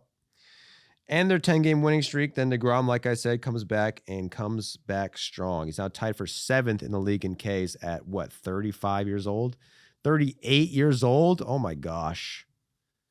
He's a dinosaur. DeGrom debuted really late in his career. So a lot of innings left in that arm, you're saying. Fresh arm. I mean, he was a shortstop, so he didn't even know he could pitch until he was a junior in college. Hey, if it wasn't for DeGrom, this staff would be in shambles. Kind of already is. They rank, what, 20th in... They had a great week, and they still rank 20th in starting pitching ERA. Yeah, Leiter had a great start, but he's 4.85 guy. Mackenzie Gore, he's a 5.18 guy. Kumar Rocker, he was wearing white sleeves. The guy fucking, what do you? How are you Little this League? far into your career and you don't know you can't wear white sleeves? They're not going to say anything. They did say something. He was wearing white sleeves. He had to go change. Get back in the locker room, kid. And how did he do in his start, though, with the red sleeves? It was the game they lost. Oh, no. They gave up 3 runs in 3.2 innings. Bad mojo. So they go 3-3 on the week. They're staying in it, though. They're staying in it. Just a couple games back of the Athletics. The Mariners, on the other hand, I mean, what's going on with Cal Raleigh? What is his stat line right now? Cal Raleigh just had one of the... Cal Raleigh hasn't had a hit since 2 podcasts ago. Yeah. So Cal Raleigh's having one of the worst seasons in history. After he had surprisingly the best season ever, he has surprisingly the worst season ever. He has You're not hot had and a cold, hit. you're yes and you're no, you're up and you're down, you're yes and you're up. He hasn't had a hit since April 28th. Whoa. He is 0 for 32. And how many strikeouts? He has a 41% strikeout rate, so 15. 15 strikeouts for Cal Raleigh. He does have an RBI during that span. So, just to tell you what's going on. Mariners are 3 games under 500. Naylor, though. I mean, Naylor's hot as fuck. Naylor had a 1,167 OPS. I believe he was one of the best hitters in the league this week, as was J-Rod. Hey, J-Rod had 2 home runs this week. So those guys are heating up. But when Cal Raleigh, your former almost MVP, goes 0 for 32 with 15 Ks in 8 games, it's not looking good for you, bro. I feel like the Mariners just can't get momentum. They beat the Braves in the series. The first series lost for the Braves all year. And you go to Chicago. And the White Sox, as we've said, aren't a bad team. But if you're the Mariners, this is like your chance to kind of get rolling, and then you lose that series. It's tough. It's a tough look. It's a very tough look, man. And you know how hot I was on the Mariners, so it hurts extra hard. Them and the Royals have totally disappointed me to the core. But who would have expected such a season from Cal Raleigh? Are you believing in the Arozarena jinx? Arena's had a good year. He's second in the team in WAR. You think that he came back from that handshake and said, yeah, all right, you want to shake my hand? All right. Arozarena just zapped all of Cal Raleigh's power. Yeah, all right. You gonna snub me at the World Baseball Classic? I'm gonna snub your power. No wonder he didn't want to shake his hand. He knew he had the potential to zap it. He probably zapped it when he wasn't looking. So even though Cal Raleigh has 7 home runs, which is pretty good, he still only has a 329 slugging. So when he's not, if you take out those home runs, oh my gosh. So he has 24 hits. 7 of those hits are home runs. You minus those hits. You minus those home runs, which isn't fair to a man, but you wonder. And I wonder who you are. Could they overtake the A's? I mean, the AL West is just another version I don't even of think the AL Central. I don't know if I even have the A's in here. Oh, I have the A's in here. We'll save the A's for last. We really need to talk about the Angels. That's the team I want to talk about. The only thing going on with the Angels that I like is Alek Manoah, bro. I honestly never thought he was coming back. Alek Manoah, who's had a tough career after coming off and being one of the best pitchers in the world at like 20 years old for the Blue Jays, disappears, goes through surgeries, has like a 10 ERA and low A, gets cut from the Blue Jays, gets cut from the Braves. Then he comes up for the Angels finally 3 years later. When was the last time he threw an MLB pitch? It was over 900 days. Ooh, 900 days. No. 709 days. How many hours is that? Yeah, get on that ASAP. 17,000 hours. Hurry up. 17. Okay, good. That took forever, dude. 17,000 hours. So 17,000 hours later, he returns. And guess who he pitches against? The Blue Jays. They saved him for the Blue Jays. Now it's personal. And he has a great start. He doesn't start. He's out of the bullpen now. Out of the bullpen. But you got to let him in easy. 709 days, 17,000 hours later. A start might be a little too much. No, it would be way too much. He's a bullpen guy now. And he had a great quote. Big leagues. It's like the lion and the gazelle. The gazelle wakes up in the morning. He knows he has to outrun the slowest lion or he's going to be dinner. And the lion wakes up in the morning knowing he's got to catch the slowest gazelle so he can feed his family. Long story short, you got to wake up and run. What are you? Are you a lion or a gazelle? Doesn't matter. Doesn't matter what you are. Either way, you got to get up. You got to go. And that's life. That's life. I thought you were going to go, gotta get up, gotta get out, gotta get up. What am I? You know the song? I don't even know that song, man. That's a banger. That's some dumb shit, dude. I only listen to the good shit. So the Angels are all the way back. They've won 2 of their last 10. They are only 9 games under 500, and it's looking up, bro. It's looking good for them. They are looking good. Jose Soriano had a great start, so he's back to being the best pitcher in baseball. Alek Manoah, former Cy Young candidate, he's back in the lineup. Mike Trout's 13th best hitter in baseball. So if I'm the Angels, I'm really, really feeling good about my season. And then same with the Athletics, man. First place team. We saved the best for last for the Athletics. Anything on the Athletics? Because I know they came into town to beat our Orioles. Brent Rooker had a really slow start to the season, and he's kind of bounced back. They did lose Jacob Wilson to a shoulder injury on Sunday. Wilson. But, I mean, for a first place team, they haven't given us a whole lot to talk about. Okay, so if you were going to say who's the worst first place team, the Guardians or the Athletics, what would you say? I think I would say the Guardians. They're worse than the Athletics. I think you've got Nick Kurtz on the team, and that, like, just the fact that he's this big dude who walks all the time and hits home runs is pretty fun. Okay, they're more fun than the Guardians, but the Guardians have proved that the Guardians have been in the playoffs like fucking 5 years in a row. So the A's have the old Magic, right? They're the OG Moneyball Magic, and the Guardians are the new Magic. They kind of make the playoffs every year when you don't expect them to. So that's what we're kind of comparing, right? So it's old versus the new. Old versus new. And you're going with the new. I think I'm going with the old. I mean, what an exciting series that would be. Athletics versus Guardians? The World AL Series. Wildcard Series, could you imagine? AL Championship Series, more like it. If it was the Guardians and Athletics for the ALCS, I think Rob Manfred would have a stroke. Well, you know what? Sometimes you need something that's unexpected. And the Athletics definitely are unexpected, even though I did pick them to make the playoffs. It's actually their pitching looks better than their hitting at this point. The starting pitching staff has kind of turned it around. I mean, Jeffrey Springs, 3.89 ERA. Aaron Savali has gone to Sacramento, and that's his home. 2.59. I mean, that guy's been tossed around like a freaking bag of peanuts. But since he's been in Sacramento, golly, he pitched some quality innings for the boys. And JT Jin, who I got to be honest, I wasn't familiar with his game. He's pitched some quality inning for the boys. And Severino, well, I want to say, wasn't that long ago. He had like a 6 ERA. He's down close to under 4.